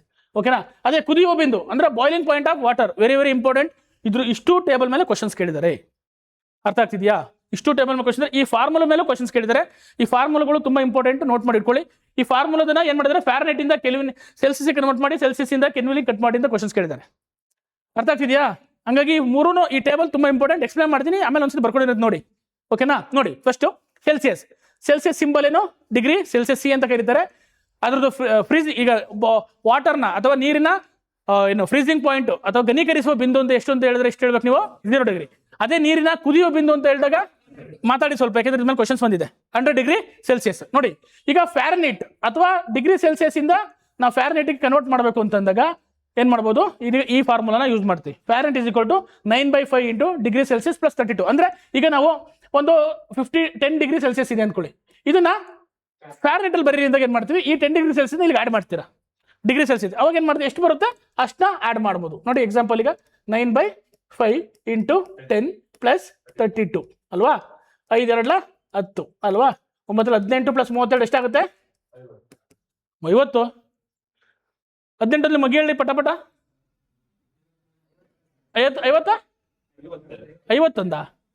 50ನಾ? ಓಕೆ, 50. ಓಕೆ, ನಾನು 18 32. ಓಕೆ, 50. ಅವಾಗ ಏನಾಗುತ್ತೆ? 50 ಫ್ಯಾರನ್ಹೀಟ್ ಆಗುತ್ತೆ. ಗೊತ್ತಾಗ್ತಿದೆಯಾ? ಈ ರೀತಿ ಏನ್ ಮಾಡ್ತಾರೆ? ಕ್ಯಾಲ್ಕುಲೇಟ್ ಮಾಡೋಕ್ಕೆ ಕ್ವಶನ್ಸ್ ಕೇಳ್ತಾರೆ. ಗೊತ್ತಾಗ್ತಿದೆ? ಈ 3 ಫಾರ್ಮುಲಾ ಇಂಪಾರ್ಟೆಂಟ್. FCK. ಗೊತ್ತಾಗ್ತಿದೆಯಾ? ನೋಡ್ಕೊಳ್ಳಿ. ಗೊತ್ತಾದ ಯಾವ ರೀತಿ ಕನ್ವರ್ಟ್ ಮಾಡೋದು? ಸೇಮ್ ಫಾರ್ಮುಲಾ ಅಪ್ಲೈ ಮಾಡೋದು, ಅದಕ್ಕೆ ಹಾಕೋದು. ಈ 3 ಫಾರ್ಮುಲಾ ನೆನ್ಪಿಟ್ಕೊಳ್ಳಿ. ಗೊತ್ತಾಗ್ತದೆ. ಎಲ್ಲೆಲ್ಲಿ ಯೂಸ್ ಮಾಡ್ತೀವಿ ಅಂದರೆ ವಿಜ್ಞಾನ ಮತ್ತು ದೈನಂದಿನ ಜೀವನದಲ್ಲಿ ಇದನ್ನ ಹೆಚ್ಚು ಬಳಕೆ ಮಾಡ್ತೀವಿ. ಗೊತ್ತಾಗ್ತಿದ್ಯಾ? ನಾವು ಈಗ ಸೈನ್ಸಲ್ಲಿ ಮೆಜರ್ ಮಾಡ್ಬೇಕಾದ್ರು ಇವನ್ನ ಏನು ಮಾಡ್ತೀವಿ, ಲ್ಯಾಬ್ರೋಟರಿಗಳಲ್ಲೂ ಡಿಗ್ರಿ ಸೆಲ್ಸಿಯಸ್ ಟೆಂಪ್ರೇಚರ್ ಮತ್ತು ನಾವು ಡೈಲಿ ವೆದರ್ನ ಫೋರ್ಕಾಸ್ಟ್ ಮಾಡ್ಬೇಕಾದ್ರು ಯೂಸ್ ಮಾಡ್ತೀವಿ ಅಲ್ವಾ, ಎಷ್ಟು ಡಿಗ್ರಿ ಇದೆ ಟೆಂಪ್ರೇಚರು ಅಂತ ಅಂದ್ಬಿಟ್ಟು. ಓಕೆನಾ? ನೆಕ್ಸ್ಟು ಫ್ಯಾರನೀಟ್ ಎಫ್ ಅಂತ ಕರೀತಾರೆ. ಇದು ನೋಡಿ ಇಲ್ಲಿ 0 ಅಲ್ಲ, ಇದು 32 ಇಂದ ಸ್ಟಾರ್ಟ್ ಆಗುತ್ತೆ. ಅಂದರೆ ನೀರಿನ ಒಂದು ಘನೀಕರಿಸುವ ಫ್ರೀಸಿಂಗ್ ಪಾಯಿಂಟ್ ಆಫ್ ವಾಟರ್ ಎಷ್ಟು 32 ಡಿಗ್ರಿ ಸೆಲ್ಸಿಯಸ್, ನೆನ್ಪಿಟ್ಕೊಳ್ಳಿ. ಗೊತ್ತಾಗ್ತಿದ್ಯಾ? ನೆಕ್ಸ್ಟ್ ಫ್ಯಾರನೈಟ್, ಸಾರಿ 32 ಫ್ಯಾರನೈಟ್, ಇದು 212 ಫ್ಯಾರನೈಟ್. ಗೊತ್ತಾಗ್ತಿದ್ಯಾ? ಯಾವ್ದು ಬಾಯ್ಲಿಂಗ್ ಪಾಯಿಂಟ್ ಆಫ್ ವಾಟರ್. ಓಕೆನಾ? ಫಾರ್ಮುಲಾ ನೋಡಿ, C = F - 32 ಇಂಟು ಇದನ್ನೇ ಕನ್ವರ್ಟ್ ಮಾಡ್ಕೋಬೋದು ಬೇಕಾದ್ರೆ ನೀವು. ಇದೊಂದು ಫಾರ್ಮುಲಾ ಬಂತು ಅಂದರೆ ಇವೆರಡು ನೀವು ಇದನ್ನು ಕಲಿಯೋ ಅವಶ್ಯಕತೆ ಇಲ್ಲ. ಇದನ್ನೇ ಬೇಕಾದ್ರೆ ಆ ಕಡೆ ಈ ಕಡೆ ಹಾಕೊಂಡ್ರೆ ಬಂದೋಗ್ಬಿಡುತ್ತೆ. ಅರ್ಥ ಆಗ್ತಿದೆಯಾ? ಗೊತ್ತಾಯ್ತಿಲ್ವಾ? ಓಕೆ. ನೆಕ್ಸ್ಟು ಅಮೆರಿಕದಲ್ಲಿ ಇದನ್ನ ಜಾಸ್ತಿ ಬಳಸ್ತಾರೆ ಫ್ಯಾರನೈಟ್ನ. ಗೊತ್ತಾಗ್ತಿದ್ಯಾ? ಈಗ ಆಮೇಲೆ ನಾವು ಅಕಸ್ಮಾತ್ ಈ ಥರ್ಮೋಮೀಟರ್ಗಳನ್ನ ಯೂಸ್ ಮಾಡಬೇಕು, ನಾವು ಫ್ಯಾರನೈಟಲ್ಲೇ ಮೆಜರ್ ಮಾಡೋದು. ಎಷ್ಟು ಫ್ಯಾರನೈಟ್ ಟೆಂಪ್ರೇಚರ್ ಇದೆ, 94, 96 ಅಂತ ಮೆಜರ್ ಮಾಡ್ತೀವಿ. ಓಕೆನಾ? ಅರ್ಥ ಆಗ್ತಿದೆಯಾ? ಓಕೆ. ನೆಕ್ಸ್ಟ್ ಅನ್ನೋದು ಕೆಲ್ವಿನ್. ಗೊತ್ತಾಗ್ತಿದೆಯಾ? SI ಯೂನಿಟ್ ಕೆಲ್ವಿನ್, ಕೆ ಅಂತ ಮೆಜರ್ ಮಾಡ್ತಾರೆ. ಇದು 270 ಇಂದ ಸ್ಟಾರ್ಟ್ ಆಗುತ್ತೆ. ಗೊತ್ತಾಗ್ತಿದೆಯಾ? ಫ್ರೀಸಿಂಗ್ ಪಾಯಿಂಟ್ ಆಫ್ ವಾಟರ್ ಎಷ್ಟು 273, ಅದಕ್ಕೆ 100 ಆ್ಯಡ್ ಮಾಡಿದ್ರೆ 373 ಆಗುತ್ತೆ. ಇದು ಏನು ಬಾಯ್ಲಿಂಗ್ ಪಾಯಿಂಟ್ ಆಫ್ ವಾಟರ್. ನೋಡಿ ಫಾರ್ಮುಲಾ K = C + 273. ಅರ್ಥ ಆಗ್ತಿದೆಯಾ? ಇಷ್ಟು. ನೆಕ್ಸ್ಟ್ ವೈಜ್ಞಾನಿಕ ಮತ್ತು ಭೌತಶಾಸ್ತ್ರ ಪ್ರಯೋಗಗಳಲ್ಲಿ ಇದನ್ನ ಏನು ಮಾಡ್ತಾರೆ, ಬಳಸ್ತಾರೆ. ಓಕೆನಾ? ಕ್ಲಿಯರಾ? ಇಷ್ಟು ನಿಮಗೆ ಗೊತ್ತಿರಬೇಕು. 3 ಯಾವ್ಯಾವು? Celsius, Fahrenheit and kelvin. ಯಾವ್ಯಾವ ಡಿಗ್ರಿ, ಇದು ಇಂಪಾರ್ಟೆಂಟ್. ಈ ಫಾರ್ಮುಲಾ 1, 2, 3 ಸಲ ಕೇಳಿದ್ದಾರೆ. ಓಕೆ, ಬಟ್ ಇದೊಂದು ಇಂಪಾರ್ಟೆಂಟ್. ಇದ್ರ ಮೇಲೆ ಏನು ಕೇಳಿದರೆ ಹೊಂದಿಸಿ ಬರೆಯಲ್ಲೇ ಕೇಳಿದ್ದಾರೆ. ಗೊತ್ತಾಗ್ತಿದೆಯಾ? ಹೊಂದಿಸಿ ಬರೀಲಿಕ್ಕೆ ಫ್ಯಾರನೈಟ್ದು ಏನು freezing point of 32 degree Fahrenheit ಕರೆಕ್ಟಾ? ಆ ಥರ ಎಲ್ಲ ಕ್ವಶನ್ಸ್ ಕೇಳಿದರೆ ನಿಮ್ಗೆ ಗೊತ್ತಿರಬೇಕು. ಈ ಟೇಬಲ್ ಬೇಕಾದ್ರೆ ಬರ್ಕೊಳ್ಳಿ. ಇದೊಂದು ಟೇಬಲ್ ಬಯಟ್ ಮಾಡಿಬಿಟ್ರೆ ನಿಮ್ಗೆ 3 ಗೊತ್ತಾಗೋಗ್ಬಿಡುತ್ತೆ. ಇವು ಮತ್ತು ಈ ಫಾರ್ಮುಲಾ ಬಯಟ್ ಆದರೆ. ಆಮೇಲೆ ಪ್ರಾಬ್ಲಮ್ಸು ಕೇಳಿದ್ದಾರೆ. ಒಂದ್ಸತಿ ಫ್ಯಾರನೈಟ್ ಕೊಟ್ಬಿಟ್ಟು ಡಿಗ್ರಿ ಸೆಲ್ಸಿಯಸ್ ಕನ್ವರ್ಟ್ ಮಾಡಿ ಅಂತ ಕೇಳಿದ್ದಾರೆ, ಮತ್ತು ಕೆಲ್ವಿನ್ ಕೊಟ್ಬಿಟ್ಟು ಸೆಲ್ಸಿಯಸ್ ಕನ್ವರ್ಟ್ ಮಾಡಿ ಅಂತ ಕೇಳಿದ್ದಾರೆ. ಅದಕ್ಕೆ ಹೇಳ್ತಿದ್ರು 3 ಇಂಪಾರ್ಟೆಂಟು.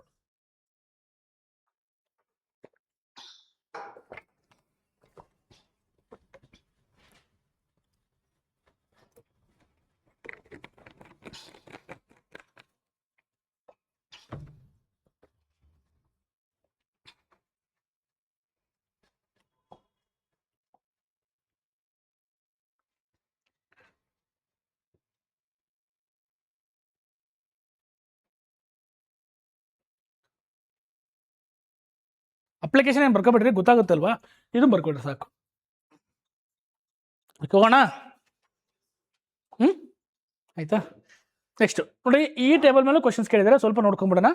ಯಾವ್ಯಾವ ಡಿಗ್ರಿ ಇದು ಘನೀಕರಿಸುವ ಬಿಂದು ಮತ್ತು ಮಾನವ, ಈ 3 ಕಾನ್ಸೆಪ್ಟ್ ಮೇಲೆ ಕ್ವಶನ್ಸ್ ಬಂದಿದೆ. ಗೊತ್ತಾಗ್ತಿದೆಯಾ? ಅದಕ್ಕೆ ಈ ಟೇಬಲ್ ಇಂಪಾರ್ಟೆಂಟು. ಉಷ್ಣತೆ ಪ್ರಕಾರ ಯಾವ್ಯಾವ ಟೇಬಲ್, ಹಿಮದ ಘನೀಕರಿಸುವ ಬಿಂದು ಅಥವಾ ಮೆಲ್ಟಿಂಗ್ ಪಾಯಿಂಟ್ ಆಫ್, ಸರಿ ಇಲ್ಲಿ ಏನಾಗೈತೆ, ಮೆಲ್ಟಿಂಗ್ ಪಾಯಿಂಟ್ 2 ಸತಿ ಬಂದ್ಬಿಟ್ಟೆ. ಇದು ಮೆಲ್ಟಿಂಗ್ ಪಾಯಿಂಟು, ಬಾಯ್ಲಿಂಗ್ ಪಾಯಿಂಟು, ಘನೀಕರಿಸೋ ಕರೆಕ್ಟು ಅಲ್ಲ, ಮೆಲ್ಟಿಂಗ್ ಪಾಯಿಂಟ್ ಆಗೈತೆ. ಇದು ಫ್ರೀಸಿಂಗ್ ಪಾಯಿಂಟ್. ಓಕೆನಾ? Freezing point of water.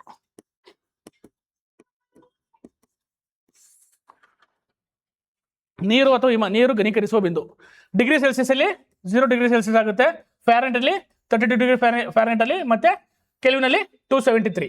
ಗೊತ್ತಾಗ್ತಿದೆಯಾ? ನೀರು ಹಿಮವಾಗುವ ಅಥವಾ ಒಂದು ಏನೋ ಐಸೆ ಕನ್ವರ್ಟ್ ಆಗುವ ಟೆಂಪ್ರೇಚರ್ಗಳು. ಗೊತ್ತಾಗ್ತಿದೆಯಾ? ಅರ್ಥ ಆಗ್ತಿದೆಯಾ? Any doubt? ಕ್ಲಿಯರಾ? ನೆಕ್ಸ್ಟ್ ನೀರು ಕುದಿಯುವ ಬಿಂದು, ಬಾಯ್ಲಿಂಗ್ ಪಾಯಿಂಟ್ ಆಫ್ ವಾಟರ್. ಗೊತ್ತಾಗ್ತಿದೆಯಾ? ನೀವು 0 ಇಂದ ನೀರಿಗೆ ಹೀಟ್ ಕೊಡ್ತಾ ಹೋದಾಗೆ ಅದು ಸುಮ್ಮನೆ ಇರುತ್ತೆ. ಅಪ್ ಟು 90, 95, 100 ಡಿಗ್ರಿ ಸ್ಟಾರ್ಟ್ ಆದಾಗ ಏನಾಗುತ್ತೆ, ಬಾಯ್ಲ್ ಆಗಕ್ಕೆ ಸ್ಟಾರ್ಟ್ ಆಗುತ್ತೆ. ಅರ್ಥ ಆಗ್ತಿದೆಯಾ? ಅದು ಅನ್ಕೋಬೇಕು, ಬಾಯ್ಲ್ ಆಗ್ತಿದೆ. ಗೊತ್ತಾಗ್ತಿದೆಯಾ? ಇದು ಸೆಲ್ಸಿಯಸ್ಸಲ್ಲಿ 100 ಡಿಗ್ರಿ ಸೆಲ್ಸಿಯಸ್ಸು, ಫ್ಯಾರನೈಟಲ್ಲಿ 212 ಫ್ಯಾರನೈಟು, ಇದರಲ್ಲಿ 373 ಕೆಲ್ವಿನ್. ಇವೆಲ್ಲನೂ ಸಹ ಸಮುದ್ರ ಮಟ್ಟದಲ್ಲೇ ಮೆಜರ್ ಮಾಡ್ತಾರೆ. ಗೊತ್ತಾಗ್ತಿದೆಯಾ?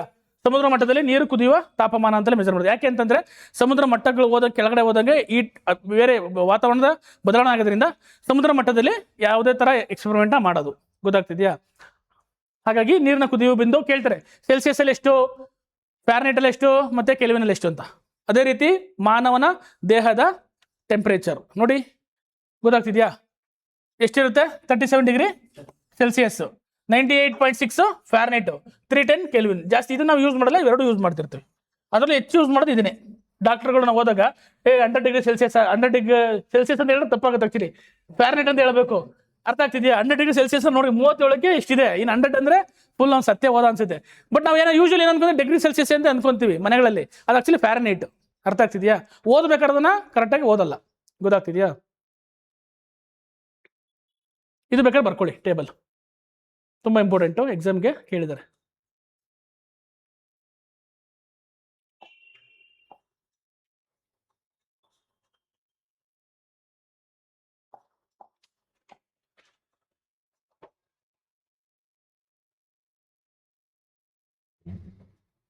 ಯಾಕಿಂಗ್ ಆಡ್ತೈತಿ ಇವತ್ತು? ಓಕೆನಾ?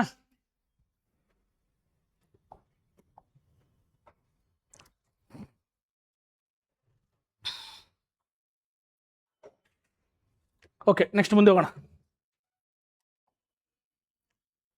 ಓಕೆ, ಉಷ್ಣತಾ ಮಾಪಗಳಲ್ಲಿ ಥರ್ಮೋಮೀಟರ್ಸ್ಗಳಂತ ಕರೀತಾರೆ. ಥರ್ಮೋಮೀಟರ್ಗಳನ್ನ ನಾವು ಏನಕ್ಕೆ ಯೂಸ್ ಮಾಡ್ತೀವಿ? ಥರ್ಮೋಮೀಟರ್ಗಳನ್ನ ಉಷ್ಣತಾವನ್ನು ಮೆಜರ್ ಮಾಡೋಕ್ಕೆ ಯೂಸ್ ಮಾಡ್ತೀವಿ. ಅದರಲ್ಲಿ 3 ಟೈಪ್. ಏನ್ರಪ್ಪ? ಓಕೆ, ಉಷ್ಣತಾ ಮಾಪಗಳಲ್ಲಿ 3 ವಿಧ. ಅದರಲ್ಲಿ ಒಂದು ಪಾದರಸ ತಾಪಮಾನಕ ಮರ್ಕ್ಯುರಿ ಥರ್ಮೋಮೀಟರ್ ಅಂತ ಕರೀತಾರೆ, ಇದೆ ಒಂದು ಮರ್ಕ್ಯುರಿ ಥರ್ಮೋಮೀಟರ್. ಎರಡನೇದು ವೈದ್ಯಕೀಯ ತಾಪಮಾನಕ ಕ್ಲಿನಿಕಲ್ ಥರ್ಮೋಮೀಟರ್ ಅಂತ ಕರೀತಾರೆ, ಇದು ಸಹ clinical thermometer.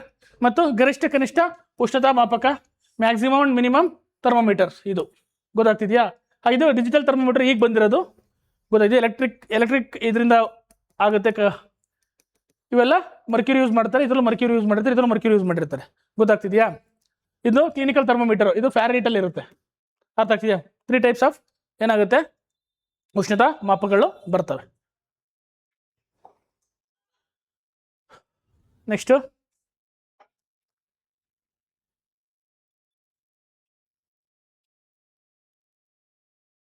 Okay, major effects of ಹೀಟ್ನ ನಾವು ಉಷ್ಣತೆ ಕೊಟ್ಟಾಗ ಏನೇನು ಬದಲಾವಣೆಗಳಾಗ್ತವೆ ಅಥವಾ ಏನೇನು ಚೇಂಜಸ್ ಆಗ್ತವೆ ಅಂತ ನೋಡೋಣ.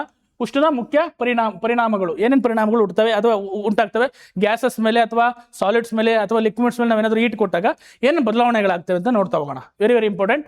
ಗೊತ್ತಾಗ್ತದೆ, ಇದ್ರ ಮೇಲೂ ಸಹ ಪ್ರಶ್ನೆಗಳು ಬಂದಿದೆ.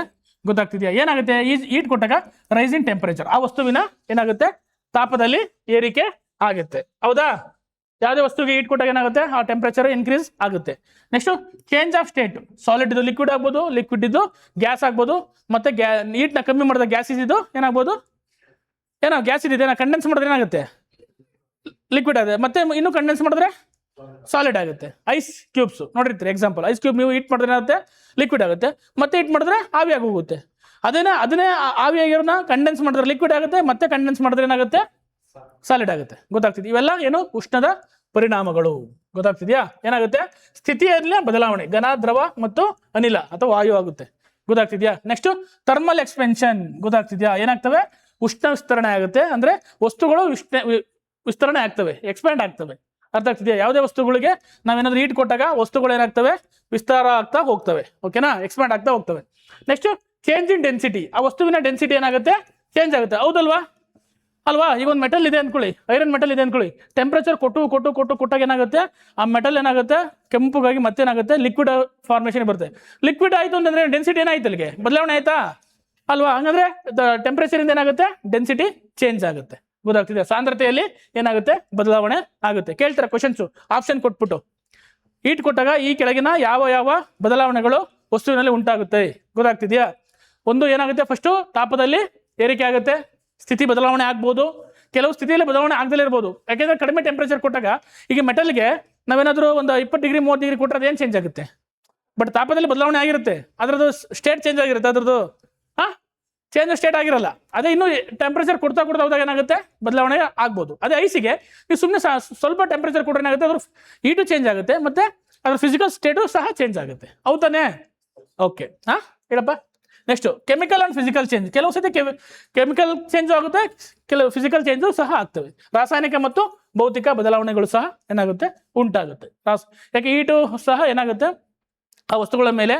ಈಗ ನೋಡಿ ತರಕಾರಿಗಳನ್ನ ಏನು ಮಾಡ್ತೀರಾ ಬಾಯ್ಲ್ ಮಾಡ್ತೀರಾ, ಹೀಟ್ ಕೊಡ್ತಾ ಇದ್ದೀರಾ, ಗೊತ್ತಾಯ್ತಾ? ಫಸ್ಟ್ ಗಟ್ಟಿ ಇರ್ತವೆ, ಆಮೇಲೆ ಏನಾಗುತ್ತೆ ಮೆತ್ತಗಾಗುತ್ತೆ. ಅಲ್ಲಿಗೆ ಸ್ಟೇಟ್ ಚೇಂಜ್ ಆಯ್ತು ಅದ್ರದ್ದು ಅದು ಕೆಮಿಕಲ್ ಬದಲಾವಣೆ ಇದರಲ್ಲಿ ಏನಾಗುತ್ತೆ, ಫುಡ್ ಬಾಯ್ಲ್ ಆಗಿ ಅದ್ರದ್ದು ಕೆಮಿಕಲ್ ಚೇಂಜಸ್ಸು ಆಗಿರುತ್ತೆ ಅದರಲ್ಲಿ. ಹೌದು ತಾನೆ? ಸ್ಟಾರ್ಚ್ ಎಲ್ಲ ಬದಲಾವಣೆ ಆಗಿರುತ್ತೆ. ಓಕೆ, ಇಷ್ಟು ಸಹ ಚೇಂಜ್ಗಳು ಒಂದು ವಸ್ತುವಿಗೆ ಉಷ್ಣವನ್ನ ಟ್ರಾನ್ಸ್ಫರ್ ಮಾಡಿದಾಗ ಅಥವಾ ಉಷ್ಣವನ್ನು ಕೊಟ್ಟಾಗ ಏನಾಗುತ್ತೆ, ಹೀಟ್ನ ಟ್ರಾನ್ಸ್ಫರ್ ಮಾಡಿದಾಗ ಇಷ್ಟು ಚೇಂಜಸ್ ಆಗ್ತವೆ. ಓಕೆನಾ? ಗೊತ್ತಿರಬೇಕು, ಇಂಪಾರ್ಟೆಂಟ್ ಕಾನ್ಸೆಪ್ಟ್. ಇದ್ರ ಮೇಲೆ ಈ ಥರ್ಮಲ್ ಎಕ್ಸ್ಪೆನ್ಷನ್ ಗೊತ್ತಾ, ಇದ್ರ ಮೇಲೆ ಇನ್ನೂ ಡೀಟೇಲ್ ಆಗಿ ಸ್ಟಡಿ ಮಾಡ್ತೀವಿ ನಾವು.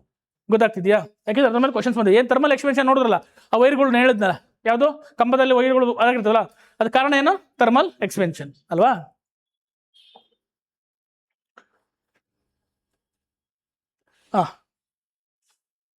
ಅದನ್ನೇ ಮತ್ತೆ thermal expansion, rise in temperature, change in physical state. ಗೊತ್ತಾಗ್ತಿದ್ಯಾ? ನೋಡಿ, ಪ್ರತಿಯೊಂದು ವಸ್ತು ಘನ, ದ್ರವ, ಅನಿಲಗಳು ಕಾಯಿಸಿದಾಗ ಸಾಮಾನ್ಯವಾಗಿ ವ್ಯಾಖ್ಯಾನಿಸುತ್ತವೆ ಮತ್ತು ತಂಪುಗೊಳಿಸಿದಾಗ ಸಂಕೋಚನಗೊಳ್ಳುತ್ತವೆ. ಗೊತ್ತಾಯ್ತು? ಕಂಪ್ರೆನ್ಷನ್ ಮತ್ತೆ ಎಕ್ಸ್ಪೆನ್ಷನ್ ಆಗ್ತವೆ. ಇದನ್ನೇ ಉಷ್ಣದ ವ್ಯಾಖ್ಯೋಚನೆ ಎನ್ನುತ್ತೇವೆ. ಗೊತ್ತಾಯ್ತಾ? Expansion of water, expansion of ಏನ್ ಹೇಳ್ತೀವಿ, ಹೀಟ್ ಅಂತ ನಾವು ಓದ್ತಾ ಇದೀವಿ. ಅದರಲ್ಲಿ ಯಾವುದೇ ಘನ ಆಗಿರ್ಬೋದು, ದ್ರವ ಆಗಿರ್ಬೋದು, ಅನಿಲ, ಯಾವುದೇ ವಸ್ತುಗಳಿಗೆ ನಾವು ಏನು ಕೊಟ್ಟಾಗ, ಹೀಟ್ ಕೊಟ್ಟಾಗ ಏನಾಗ್ತವೆ, ಅವು ಎಕ್ಸ್ಪೆಂಡ್ ಆಗ್ಬೋದು, ಅಥವಾ ಹೀಟ್ ರಿಮೂವ್ ಮಾಡಿದಾಗ ಏನಾಗ್ಬೋದು, ಕಂಪ್ರೆಸ್ ಆಗ್ಬೋದು. ಗೊತ್ತಾಗ್ತಿದ್ಯಾ? Next, when heat is supplied to a body, it produces several effects such as rise in temperature, change in state and the expansion. ಈ ಎಕ್ಸ್ಪೆನ್ಷನ್ ಬಗ್ಗೆ ನೋಡ್ತಾ ಹೋಗೋಣ. ನೋಡಿ, ಥರ್ಮಲ್ ಎಕ್ಸ್ಪೆನ್ಷನ್ ಅಲ್ಲಿ ಏನ್ ಬರ್ತವೆ, ಮೂರು ವಸ್ತುಗಳು. ಒಂದು thermal expansion of solids, thermal expansion of liquid, thermal expansion of gases. Good. ಅದರಲ್ಲಿ ಲೀನಿಯರ್ ಎಕ್ಸ್ಪೆನ್ಷನ್ ಅಂತ ಬರುತ್ತೆ, ರೇಖೀಯ ವಿಸ್ತರಣೆ ಅಂತ ಕರೀತಾರೆ, ಅಂದ್ರೆ ಉದ್ದದಲ್ಲಿ ಆಗೋ ಬದಲಾವಣೆ. Next superficial expansion, next volumetric expansion ಅಂತ ಕರೀತಾರೆ, ವಾಲ್ಯೂಮ್ ಎಕ್ಸ್ಪೆನ್ಷನ್ ಅಂತ ಕರೀತಾರೆ. ಗೊತ್ತಾಯ್ತು? ವಾಲ್ಯೂಮ್ ಅಂದ್ರೆ ಗಾತ್ರದಲ್ಲಿ ಬದಲಾವಣೆ ಆಗೋದು. ನೆಕ್ಸ್ಟ್ ಸೂಪರ್ಫಿಷಿಯಲ್ ಎಕ್ಸ್ಪೆನ್ಷನ್ ಅಂದ್ರೆ ಇದೇನು, ರೇಖೆ ಅಂದ್ರೆ ಉದ್ದಕ್ಕೆ ಬದಲಾವಣೆ ಆಗುತ್ತೆ. ಈಗ ಒಂದು ವೈರ್ ಇರುತ್ತೆ, ವೈರ್ ನೀಟ್ ಮಾಡಿದಾಗ ಉದ್ದಕ್ಕೆ ಬದಲಾವಣೆ ಆಗುತ್ತೆ. ಅದೇ ರೀತಿ ಒಂದು ಯಾವ್ದಾದ್ರು ಈ ಸ್ಕ್ವೇರ್ ಇರೋ ಒಂದು ಇದು ಏನೋ ಕ್ಯೂಬ್ ಕೊಟ್ಟರೆ, ಮೆಟಲ್ ಕ್ಯೂಬ್ ಕೊಟ್ಟಾಗ ಅದೇನಾಗುತ್ತೆ, ಸೂಪರ್ಫಿಷಿಯಲ್ ಎಕ್ಸ್ಪೆನ್ಷನ್ ಆಗುತ್ತೆ. ಅದೇ ರೀತಿ ವಾಲ್ಯೂಮೆಟ್ರಿಕ್ ಎಕ್ಸ್ಪೆನ್ಷನ್ ಒಂದು ಗುಂಡನ್ನ ಹೀಟ್ ಮಾಡಿದಾಗ ಏನಾಗುತ್ತೆ, ಅದ್ರ ವಾಲ್ಯೂಮು ಇನ್ಕ್ರೀಸ್ ಆಗುತ್ತೆ. ಆ ರೀತಿ ಇದೆ. Next thermal expansion of liquids. ಗೊತ್ತಾಗ್ತಿದೆಯಾ? ಅನಿಲ ಅದರಲ್ಲಿ ದ್ರವಗಳಲ್ಲಿ ಯಾವ ರೀತಿ ಅಂದ್ರೆ ಅಪೆರೆಂಟ್ ಎಕ್ಸ್ಪೆನ್ಷನ್ ಮತ್ತೆ ರಿಯಲ್ ಎಕ್ಸ್ಪೆನ್ಷನ್, ಇವ್ರ ಬಗ್ಗೆ ಡೀಟೇಲ್ ಆಗಿ ಎಕ್ಸ್ಪ್ಲೇನ್ ಮಾಡ್ತಾ ಹೋಗ್ತೀನಿ ನಿಮಗೆ. Next thermal expansion of gas ಅಲ್ಲಿ ವಾಲ್ಯೂಮೆಟ್ರಿಕ್ ಎಕ್ಸ್ಪೆನ್ಷನ್ ಆಗುತ್ತೆ, ಮತ್ತೆ ಪ್ರೆಷರ್ ಕೋಎಫಿಷಿಯೆಂಟ್ ಚೇಂಜ್ ಆಗುತ್ತೆ. ನೀವು ಇಷ್ಟನ್ನ ತಿಳ್ಕೊಳ್ಳಿ ಸಾಕು. ಥರ್ಮಲ್ ಎಕ್ಸ್ಪೆನ್ಷನ್ ಅಲ್ಲಿ ಏನಾಗುತ್ತೆ, ಮತ್ತೆ ಲಿಕ್ವಿಡ್ಸ್ ಅಲ್ಲಿ ಏನಾಗುತ್ತೆ, ಗ್ಯಾಸಸ್ ಅಲ್ಲಿ ಏನಾಗುತ್ತೆ, ಎಕ್ಸ್ಪ್ಲೇನ್ ಮಾಡ್ತೀನಿ ನಾನು. ನೋಡಿ, ಈಗ ಥರ್ಮಲ್ ಎಕ್ಸ್ಪೆನ್ಷನ್ ಆಫ್ ಸಾಲಿಡ್ಸ್ ನೋಡಿ. Thermal expansion is the tendency of substance to increase the size. ಗೊತ್ತಾಗ್ತಿದ್ಯಾ? ಥರ್ಮಲ್ ಎಕ್ಸ್ಪೆನ್ಷನ್ ಅಂದ್ರೆ ಸೈಜ್ ಇನ್ಕ್ರೀಸ್ ಆಗುತ್ತೆ. ಅದರಲ್ಲಿ ಲೆಂತ್ ಆಗಿರ್ಬೋದು, ಏರಿಯಾ ಆಗಿರ್ಬೋದು, ಅಥವಾ ವಾಲ್ಯೂಮ್, ಇವು ಮೂರು ಸಹ ಇನ್ಕ್ರೀಸ್ ಆಗ್ಬೋದು. ಗೊತ್ತಾಗ್ತಿದ್ಯಾ? ಟೆಂಪರೇಚರ್ ಇನ್ಕ್ರೀಸ್ ಮಾಡಿದಾಗ ಈ ಮೂರು ಸಹ ಬದಲಾವಣೆಗಳೇ ಆಗ್ತವೆ. ನೋಡೋಣ, ಅದರಲ್ಲಿ 3 ವಿಧ ಇದೆ. ಗೊತ್ತಾಗ್ತಿದೆಯಾ? ಒಂದು ಆಲ್ಫಾ, ನೆಕ್ಸ್ಟ್ ಲೀನಿಯರ್ ಎಕ್ಸ್ಪೆನ್ಷನ್ ಅಂತ ಕರೀತಾರೆ ಅದನ್ನ, ಅಥವಾ ಆಲ್ಫಾ ಎಕ್ಸ್ಪೆನ್ಷನ್ ಅಂತಲೂ ಸಹ ಕರೀತಾರೆ. ಏನಂದ್ರೆ ಉದ್ದದಲ್ಲಿ ಬದಲಾವಣೆ ಆದ್ರೆ ಅದನ್ನ ಏನಂತ ಕರೀತಾರೆ, ಲೀನಿಯರ್ ಎಕ್ಸ್ಪೆನ್ಷನ್. ಘನ ವಸ್ತುಗಳನ್ನು ಕಾಯಿಸಿದಾಗ ಅದರ ಉದ್ದದಲ್ಲಿ ಉಂಟಾಗುವ ಹೆಚ್ಚಳವನ್ನು ರೇಖಾ ವಿಕಸನ ಅಥವಾ ಲೀನಿಯರ್ ಎಕ್ಸ್ಪೆನ್ಷನ್ ಅಂತ ಕರೀತಾರೆ. ಅದನ್ನ ಆಲ್ಫಾ ಅಂತ ಒಂದು ಅಕ್ಷರದಿಂದ ಗುರುತು ಮಾಡ್ತೀವಿ. ಗೊತ್ತಾಗ್ತಿದ್ಯಾ? ಇದನ್ನು ರೇಖೀಯ ವ್ಯಾಕೋಚನೆ ಅಂತ ಸಹ ಕರಿತೀವಿ. ಓದ್ತಿದ್ರೆ ಸಾಕು. ಎರಡನೇದು ಬೀಟಾ, ಕ್ಷೇತ್ರ ಅಥವಾ ಅದರ ಏನು ಏರಿಯಾದಲ್ಲಿ ಬದಲಾವಣೆ ಆಗಬೇಕು. ಗೊತ್ತಾಗ್ತಿದ್ಯಾ? ಏರಿಯಾದಲ್ಲಿ ಬದಲಾವಣೆ ಆದಾಗ ಅದನ್ನ ಅಂತ ಕರೀತಾರೆ ಸೂಪರ್ಫಿಷಿಯಲ್ ಎಕ್ಸ್ಪೆನ್ಷನ್ ಅಥವಾ ಏರಿಯಲ್ ಎಕ್ಸ್ಪೆನ್ಷನ್ ಅಂತ ಕರೀತಾರೆ. ಏನು, ಒಂದು ಘನ ವಸ್ತುವನ್ನು ಕಾಯಿಸಿದಾಗ ಅದರ ವಿಸ್ತೀರ್ಣದಲ್ಲಿ ಉಂಟಾಗುವ ಹೆಚ್ಚಳವನ್ನು, ಲೆಂತ್ ಮತ್ತೆ ಬ್ರೆಡ್ತ್ ಇನ್ಕ್ರೀಸ್ ಆಗಬೇಕು. ಗೊತ್ತಾಗ್ತಿದ್ಯಾ? ಮೇಲೆದ್ರಲ್ಲಿ ಲೆಂತ್ ಇನ್ಕ್ರೀಸ್ ಆಗ್ತೈತೆ, ಇದರಲ್ಲಿ ಲೆಂತ್ ಮತ್ತೆ ಬ್ರೆಡ್ತ್ ಎರಡು ಇರುತ್ತೆ. ಈ ಒಂದು ಏನು ಮೆಟಲ್ ಪ್ಲೇಟ್ಸ್ಗಳಲ್ಲ ಅದ್ರಲ್ಲಿ ಆಗುತ್ತೆ ಇದು, ಈ ತರ ಎಕ್ಸ್ಪೆನ್ಷನ್. Linear expansion ವೈರ್ಗಳಲ್ಲಾಗುತ್ತೆ. ಓಕೆನಾ? ನೋಡಿ, ಒಂದು ಘನ ವಸ್ತುವನ್ನು ಕಾಯಿಸಿದಾಗ ಅದರ ವಿಸ್ತೀರ್ಣದಲ್ಲಿ ಉಂಟಾಗುವ ಹೆಚ್ಚಳವನ್ನು ವಿಸ್ತೀರ್ಣ ವ್ಯಾಖ್ಯಾಚನ ಅಥವಾ ಏರಿಯಲ್ ವ್ಯಾಖ್ಯಾಚನ ಅಂತ ಕರೀತಾರೆ. ಇದನ್ನು ಬೀಟಾ ಅಕ್ಷರದಿಂದ ಗುರುತು ಮಾಡ್ತಾರೆ. ಗೊತ್ತಾಗ್ತಿದೆಯಾ? ನೆಕ್ಸ್ಟ್ ಗಾಮಾ, ಅಥವಾ ಗಾತ್ರದಲ್ಲಿ ಬದಲಾವಣೆ ಅಥವಾ ವಾಲ್ಯೂಮ್ ಅಲ್ಲಿ ಬದಲಾವಣೆ ಆಗುತ್ತೆ. ಗೊತ್ತಾಯ್ತು? ಈ ರೀತಿ ಎಕ್ಸ್ಪೆಂಡ್ ಆಗುತ್ತೆ. ಒಂದು ವಸ್ತುವನ್ನು ಕಾಯಿಸಿದಾಗ ಅದರ ಗಾತ್ರದಲ್ಲಿ ಉಂಟಾಗುವ ಹೆಚ್ಚಳವನ್ನು ಗಾತ್ರದ ವ್ಯಾಖ್ಯಾಚನೆ ಎನ್ನುವರು. ಇದನ್ನು ಗಾಮಾ ಅಕ್ಷರದಿಂದ ಏನ್ ಮಾಡ್ತಾರೆ, ರೆಪ್ರೆಸೆಂಟ್ ಮಾಡ್ತಾರೆ. ತುಂಬಾ ಡೀಟೇಲ್ ಆಗಿ ಬೇಡ, ನಿಮ್ಗೆ ಗೊತ್ತಿರಬೇಕು. ಒಂದು ವಸ್ತುನಾಗ ಹೀಟ್ ಕೊಟ್ಟಾಗ ಲೀನಿಯರ್ ಎಕ್ಸ್ಪೆನ್ಷನ್ ಆಗ್ಬೋದು, ಅಥವಾ ಏನು ಸೂಪರ್ಫಿಷಿಯಲ್ ಆಗ್ಬೋದು, ಅಥವಾ ವಾಲ್ಯೂಮೆಟ್ರಿಕ್ ಆಗ್ಬೋದು. ರೇಖೀಯ ವ್ಯಾಕೋಚನೆ ಮತ್ತೆ ವಿಸ್ತೀರ್ಣದ ವ್ಯಾಕೋಚನೆ ಅಥವಾ ಗಾತ್ರದಲ್ಲೂ ಸಹ ವ್ಯಾಕೋಚನೆ ಆಗ್ಬೋದು. ಅರ್ಥ ಆಗ್ತಿದ್ಯಾ? ಇದು ಗೊತ್ತಿರಬೇಕು ನಿಮ್ಗೆ. ನೆಕ್ಸ್ಟ್ ಎಕ್ಸಾಂಪಲ್, ಇದ್ರ ಮೇಲೆ ಪ್ರಶ್ನೆಗಳು ಬಂದಿದೆ ನೋಡಿ. ಉಷ್ಣ ವ್ಯಾಕೋಚನೆಯ ಅನ್ವಯಗಳ ಮೇಲೆ ಪ್ರಶ್ನೆಗಳು ಬಂದಿವೆ, ಬಹಳ ಗಮನಿಟ್ಟು ಓದಿ. ಇದ್ರ ಮೇಲೆ ತುಂಬಾ ಇಂಪಾರ್ಟೆಂಟ್ ಕ್ವಶನ್ಸ್. ಇದ್ರ ಅಪ್ಲಿಕೇಶನ್ ಮೇಲೆ ಕ್ವಶನ್ಸ್ ಬಂದಿವೆ. ಗೊತ್ತಾಗ್ತಿದ್ಯಾ? ನೋಡೋಣ. ಉಷ್ಣ ವ್ಯಾಕೋಚನೆಯ ಅನ್ವಯಗಳು. ಗೊತ್ತಾಯ್ತಾ? ಲೋಹದ ಕೊಳವೆ ಸುರುಳಿ ಸುತ್ತುವಿಕೆ. ಗೊತ್ತಾಗ್ತಿದ್ಯಾ? ಏನಾಗುತ್ತೆ, ಈಗ ಒಂದು ಪೈಪ್ನ ಇನ್ನೊಂದು ಪೈಪ್ಗೆ ಜೋಡಣೆ ಮಾಡಬೇಕು ಅಂದಾಗ ಹೀಟ್ ಮಾಡಿ ನಾವು ಜೋಡಣೆ ಮಾಡ್ತೀವಲ್ಲ, ಅದೇ ರೀತಿ ಮೆಟಲ್ ಪೈಪ್ಗಳನ್ನ ಜೋಡಣೆ ಮಾಡ್ತಾರೆ. ಅಲ್ಲಿ ಸಹ ಏನಾಗುತ್ತೆ, ನಮಗೆ ಈ ಕೈಗಾರಿಕೆಗಳಲ್ಲಿ ಬಿಸಿ ನೀರುಗಳನ್ನ ಟ್ರಾನ್ಸ್ಫರ್ ಮಾಡೋಕೆ ಈ ದಪ್ಪ ದಪ್ಪ ಇವಿರ್ತಾವಲ್ಲ ಅವನ್ನ ಜಾಯಿನ್ ಮಾಡ್ಬೇಕಾದ್ರೆ ಯೂಸ್ ಮಾಡ್ತಾರೆ, ಗೊತ್ತಾದ್ಯಾ? ಎಕ್ಸ್ಪೆನ್ಷನ್ ಮಾಡಿ. ಓಕೆನಾ? ನೆಕ್ಸ್ಟು ಅಂದರೆ ಇನ್ನೊಂದೇನು ಗೊತ್ತಾ ನೋಡಿ, ಇಲ್ಲಿ ಲೋಹ ಕೊಳವೆಗಳನ್ನು ಏನು ಮಾಡ್ತಾರೆ, ಈ ಈಟ್ ಟ್ರಾನ್ಸ್ಫರ್ ಮಾಡ್ಬೇಕಾರೆ ಅಥವಾ ಈ ಬಿಸಿ ನೀರನ್ನ ಟ್ರಾನ್ಸ್ಫರ್ ಮಾಡ್ಬೇಕಾರೆ ಹಿಂಗೆ ರೌಂಡ್ ಹಾಕಿರ್ತಾರೆ. ಹೌದಾ? ಯಾಕೆ ಅಂತಂದ್ರೆ ಅದನ್ನ ಹೇಳಿದಿರೋದವರು ಏನಂತಂದ್ರೆ ಬಿಸಿ ದ್ರವಗಳನ್ನ ಅಥವಾ ಹಾಟ್ ಲಿಕ್ವಿಡ್ಸ್ನ ಇಲ್ಲಿಂದ ಇಲ್ಲಿಗೆ ಟ್ರಾನ್ಸ್ಫರ್ ಮಾಡಬೇಕು ಅಂದಾಗ ಏನಾಗುತ್ತೆ, ನಾವು ನೇರವಾಗಿತ್ತು ಅಂದಾಗ ಅವೇನಾಗುತ್ತೆ, ಎಕ್ಸ್ಪೆಂಡ್ ಆಗ್ತವೆ. ಎಕ್ಸ್ಪೆಂಡ್ ಆಗಿ ಬ್ರೇಕ್ ಆಗೋ ಚಾನ್ಸಸ್ ಇರುತ್ತೆ ಅಂತ ಅಂದ್ಬಿಟ್ಟು ಈ ರೀತಿ ಏನು ಮಾಡಿದ್ರೆ ಸುಳಿರು ಸುತ್ತಿರ್ತಾರೆ ಅವನ್ನ ಆ ಒಂದು ಪೈಪ್ಗಳನ್ನ. ಅವಾಗ ಏನಾಗುತ್ತೆ, ಜಾಸ್ತಿ ಎಕ್ಸ್ಪೆಂಡ್ ಆಗಲ್ಲ, ಈ ಬ್ರೇಕ್ ಡೌನ್ ಆಗೋ ಚಾನ್ಸಸ್ ಕಡಿಮೆ ಇರುತ್ತೆ. ಗೊತ್ತಾಗ್ತಿದೆ? ಅದಕ್ಕೋಸ್ಕರ ಈ ಒಂದು ಲೋಹಗಳ ಸುರುಳಿಯನ್ನ ಸುತ್ತಿರ್ತಾರೆ. ಗೊತ್ತಾಗ್ತಿದೆ? ರೋಲ್ ತರ ಮಾಡಿರ್ತಾರೆ. ಓಕೆನಾ? ನೆಕ್ಸ್ಟ್ ಗಾಜು ಸೀಳುವಿಕೆ. ಒಂದು ದಪ್ಪ ಗಾಜಿನ ಲೋಟಕ್ಕೆ ಕುದಿಯುವ ನೀರನ್ನು ಸುರಿಸಿದಾಗ ಲೋಟವು ಸೀಳುಬಿಡುತ್ತೆ. ಇದನ್ನೇ ಎಂತ ಕರೀತಾರೆ? ಇದು ಯಾವ ಒಂದು ಇದಕ್ಕೆ ಎಕ್ಸಾಂಪಲ್ ಆಗುತ್ತೆ? Linear expansion, superficial expansion, volumetric expansion. Superficial ಎಕ್ಸ್ಪೆನ್ಷನ್ಗೆ ಬರುತ್ತೆ. ವಿಸ್ತೀರ್ಣದಲ್ಲಿ ಏನಾಗುತ್ತೆ, ಚೇಂಜ್ ಆದಾಗ ಗಾಜು ಸೀಳ್ಬಿಡುತ್ತೆ. ಗೊತ್ತಾಯ್ತಾ? ಯಾಕೆಂದ್ರೆ ಗಾಜು ಒಂದು ಉಷ್ಣ ಬಹು ದುರ್ಬಲ ವಾಹಕ. ಗೊತ್ತಾಗ್ತದೆ? ಅರ್ಥಾತ್ ಗಾಜಿನ ಮೂಲಕ ಉಷ್ಣ ಸರಾಗವಾಗಿ ಹರಿಯುವುದಿಲ್ಲ. ಇದ್ರ ಬಗ್ಗೆ ಡಿಸ್ಕಸ್ ಮಾಡಿದ್ವಲ್ಲ ನಾವು ಕ್ವಶನ್ಸ್ ಅಲ್ಲಿ, ಹೌದಲ್ವಾ? ಇದೇ ರೀತಿ. ನೆಕ್ಸ್ಟ್ ಬಿಗಿಯಾದ ಮುಚ್ಚಳವನ್ನು ಸಡಿಲ ಮಾಡುವಾಗ, ನೀವು ಯೂಶಲಿ ಮನೆಗಳಲ್ಲಿ ಏನಾದರೂ ಟೈಟ್ ಆಯಿತು ಅಂದಾಗ ಹೀಟ್ ಮಾಡ್ತಿರಲ್ವಾ, ಹೀಟ್ ಮಾಡಿ ಬ್ರೆಡನ್ನ ಬಿಚ್ಚುತ್ತೀವಿ ನಾವು ಮನೆಗಳಲ್ಲಿ. ಈ ಡಬ್ಬಿಗಳು ಇರ್ತಾವೆ ಗೊತ್ತಾ, ಮೆಟಲ್ದು ಡಬ್ಬಿಗಳನ್ನ ತುಂಬ ಟೈಟ್ ಆದಾಗ ಹೀಟ್ ಮಾಡಿದಾಗ ಸ್ವಲ್ಪ ಏನು ಮಾಡ್ತಾರೆ, ಆಮೇಲೆ ತಿರುಗಬಹುದು ಅದನ್ನು. ಓಕೆನಾ? ವ್ಯಾಕ್ಯೂಷನ್ ತತ್ವವನ್ನು ಅನ್ವಯಿಸಿ ಮುಚ್ಚಳವನ್ನು ಸುಲಭವಾಗಿ ನಾವು ಏನು ಮಾಡ್ಬೋದು, ಬಿಸಿ ಮಾಡಿ ತೆಗಿಬಹುದು. ಗೊತ್ತಾಗ್ತಿದ್ಯಾ? ನೆಕ್ಸ್ಟ್ ನೋಡಿ, ಇದ್ರ ಮೇಲೆ ಕ್ವಶನ್ಸ್ ಕೇಳಿದ್ದಾರೆ. ಗೊತ್ತಾಗ್ತಿದ್ಯಾ? ನೋಡಿ, ನೀವು ಈ ಏನಾದ್ರು ಸಿ ಸಿ ರೋಡ್ ನೋಡಿದಿರಾ? ಸಿ ಸಿ ರೋಡ್ ಮಾಡ್ತಾರೆ, ಮಾಡ್ಬಿಟ್ಟು ಮಧ್ಯದಲ್ಲಿ ಹಿಂಗೆ ಕುಯ್ತಾರೆ, ಒಂದು ಲೈನ್ ಸಣ್ಣ ಲೈನ್ ಹಾಕಿರ್ತಾರೆ. ಕರೆಕ್ಟಾ? ಯಾಕೆ? ಏರ್ ಔಟ್ ಆಗಕ್ಕಲ್ಲ, ಅದು ನಾವು ಹಂಗೆ ಅನ್ಕೊಂತೀವಿ. ಬೇಸಿಗೆ ಕಾಲದಲ್ಲಿ ಏರ್ ಔಟ್ ಆಗಕ್ಕಲ್ಲ, ಅದು ಕಾಮನ್ ಜನ ಯೋಚನೆ ಮಾಡೋದು. ಬಟ್ ಅದು ಏರ್ ಔಟ್ ಆಗಕ್ಕಲ್ಲ. ಏನು ಮಾಡಿರ್ತಾರೆ, ಎಕ್ಸ್ಪ್ಯಾಂಡ್ ಆಗ್ತವೆ. ಯಾಕೆಂದ್ರೆ ಸಿಮೆಂಟು ಸಹ ಏನಾಗುತ್ತೆ, ಸಾಲಿಡ್. ಬೇಸಿಗೆ ಕಾಲದಲ್ಲಿ ಏನಾಗುತ್ತೆ, ಈಟ್ ಬಿದ್ದು ಏನಾಗ್ಬಿಟ್ಟು ಎಕ್ಸ್ಪ್ಯಾಂಡ್ ಆಗಕ್ಕೆ ಸ್ಟಾರ್ಟ್ ಆಗ್ತವೆ. ಅವಾಗ ಏನಾಗಿದ್ರು ಮಧ್ಯದಲ್ಲಿ ಗ್ಯಾಪ್ ಇಲ್ದಾಗ ಏನಾಗುತ್ತೆ, ಒಂದಕ್ಕೊಂದು ಹಿಂಗೆ ಎದ್ಬಿಡ್ತವೆ. ಅದಕ್ಕೆ ಏನು ಮಾಡ್ತಾರೆ, ಇಲ್ಲಿ ಮಧ್ಯದಲ್ಲಿ ಓಲ್ ಹಾಕಿರ್ತಾರೆ. ಗೊತ್ತಾಗ್ತದೆ? ಓಲ್ ಅಂತಂದ್ರೆ ಒಂದು ಲೈನ್ ಹಿಡಿದಿರ್ತಾರೆ.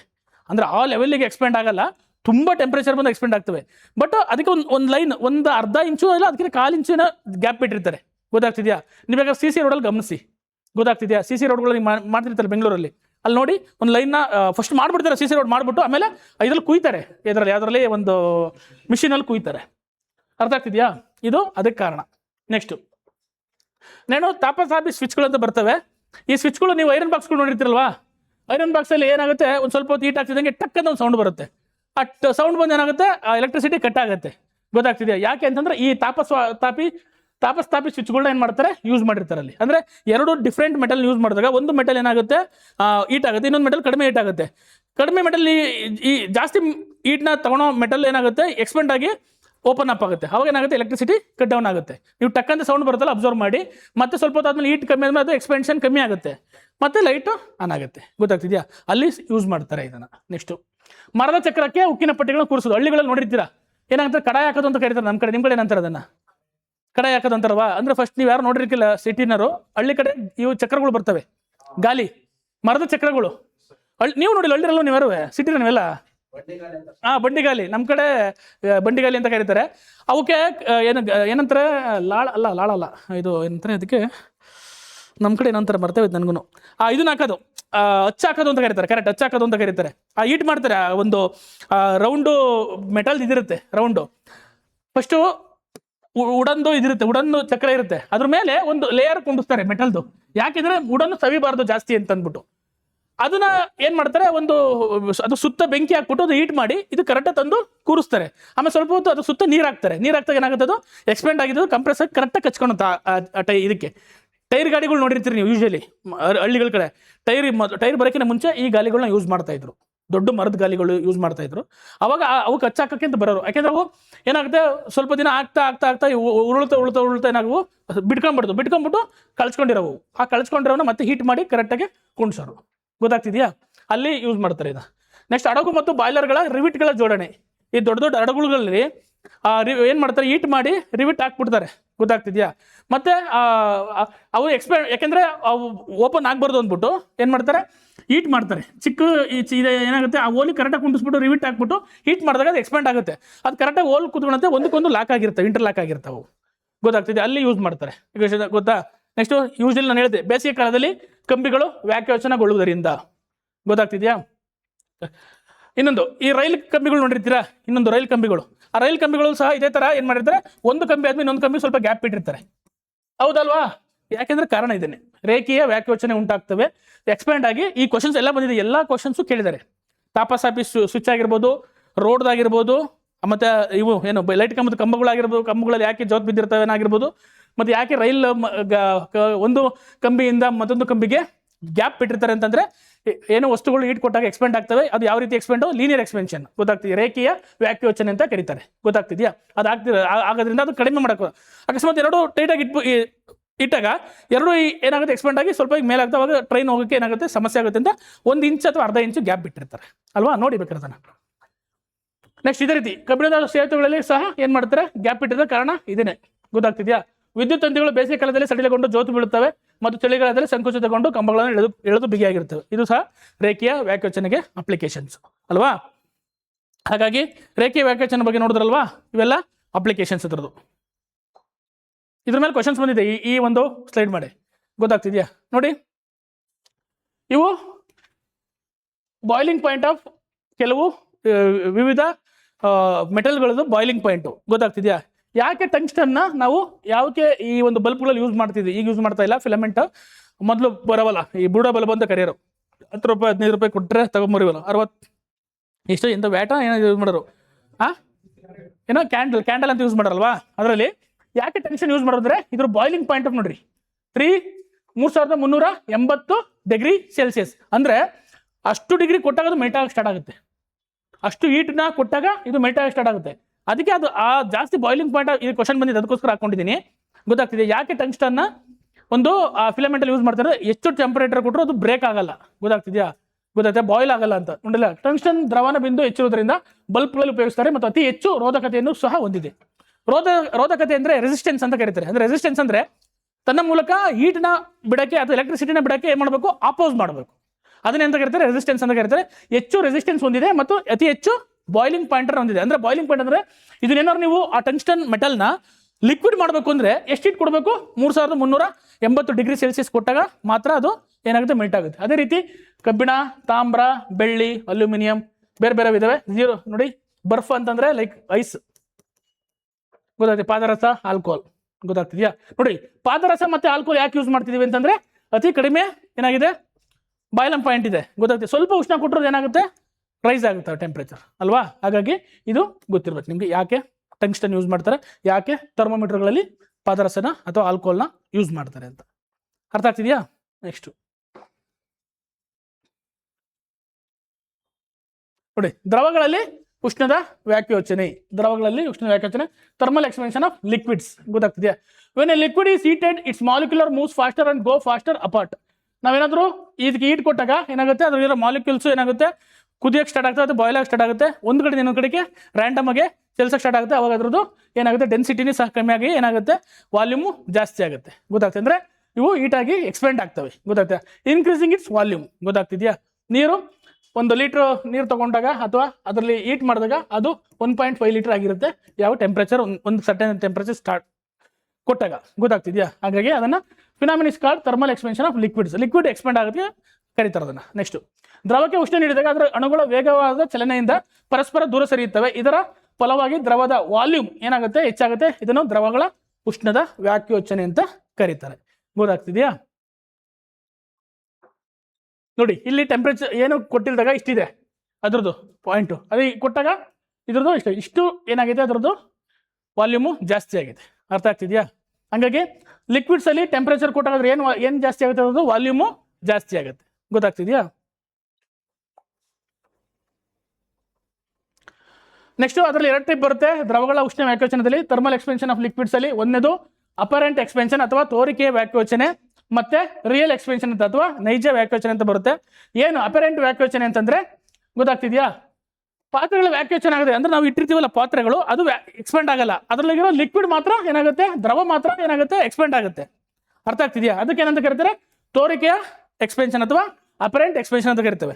ಇದು ನೈಜ ವ್ಯಾಕ್ಯೂಚನ್ ಅಂದ್ರೆ ಇದು ದ್ರವದ ಗಾತ್ರದಲ್ಲಿ ನೈಜ ಹೆಚ್ಚಳವಾಗಿದ್ದು ನಂತರ ಇದು ಏನೋ ವೀಕ್ಷಣೆಯಾದ ವ್ಯಾಕ್ಯೂಚನೆಯನ್ನು ನೈಜ ವ್ಯಾಕ್ಯೂಚನೆ ಅಂತ ಕರಿತೇವೆ. ಅಂದ್ರೆ ಪಾತ್ರೆ ಇದ್ರ ಜೊತೆಗೂ ಸಹ ಲಿಕ್ವಿಡ್ ಸಹ ಎಕ್ಸ್ಪೆಂಡ್ ಆಗಿರುತ್ತೆ. ಗೊತ್ತಾಗ್ತಿದೆಯಾ? ನೋಡಿ ಇನ್ನೊಂದು, ಅನಿಲಗಳ ಉಷ್ಣ ವ್ಯಾಕ್ಯೂಚನೆ ಥರ್ಮಲ್ ಎಕ್ಸ್ಪೆನ್ಷನ್ ಆಫ್ ಗ್ಯಾಸಸ್. ಗೊತ್ತಾಗ್ತಿದೆಯಾ? ಎಲ್ಲವಕ್ಕಿಂತ ಜಾಸ್ತಿ ಇರುತ್ತೆ. ಸಾಲಿಡ್ ಲಿಕ್ವಿಡ್ ಗ್ಯಾಸಸ್ ಹೋಲಿಸ್ಕೊಂಡ್ರೆ ಅತಿ ಹೆಚ್ಚು ಜಾಸ್ತಿ ಎಕ್ಸ್ಪೆಂಡ್ ಆಗಿ ಯಾವುವು? ಅನಿಲಗಳು. ಗೊತ್ತಾಗ್ತಿದೆಯಾ?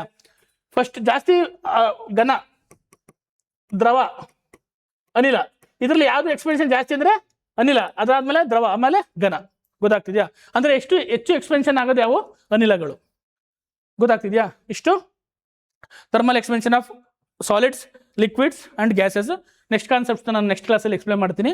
ಗೊತ್ತಾಗ್ತಿದೆ? ಇನ್ನೊಂದಷ್ಟು ಕಾನ್ಸೆಪ್ಟ್ ಇದಾವೆ, ಅವನ್ನ ನೆಕ್ಸ್ಟ್ ಕ್ಲಾಸಲ್ಲಿ ನೋಡೋಣ ಯಾವ್ಯಾವ ಇದಾವೆ ಅಂತ. ಅಂದ್ರೆ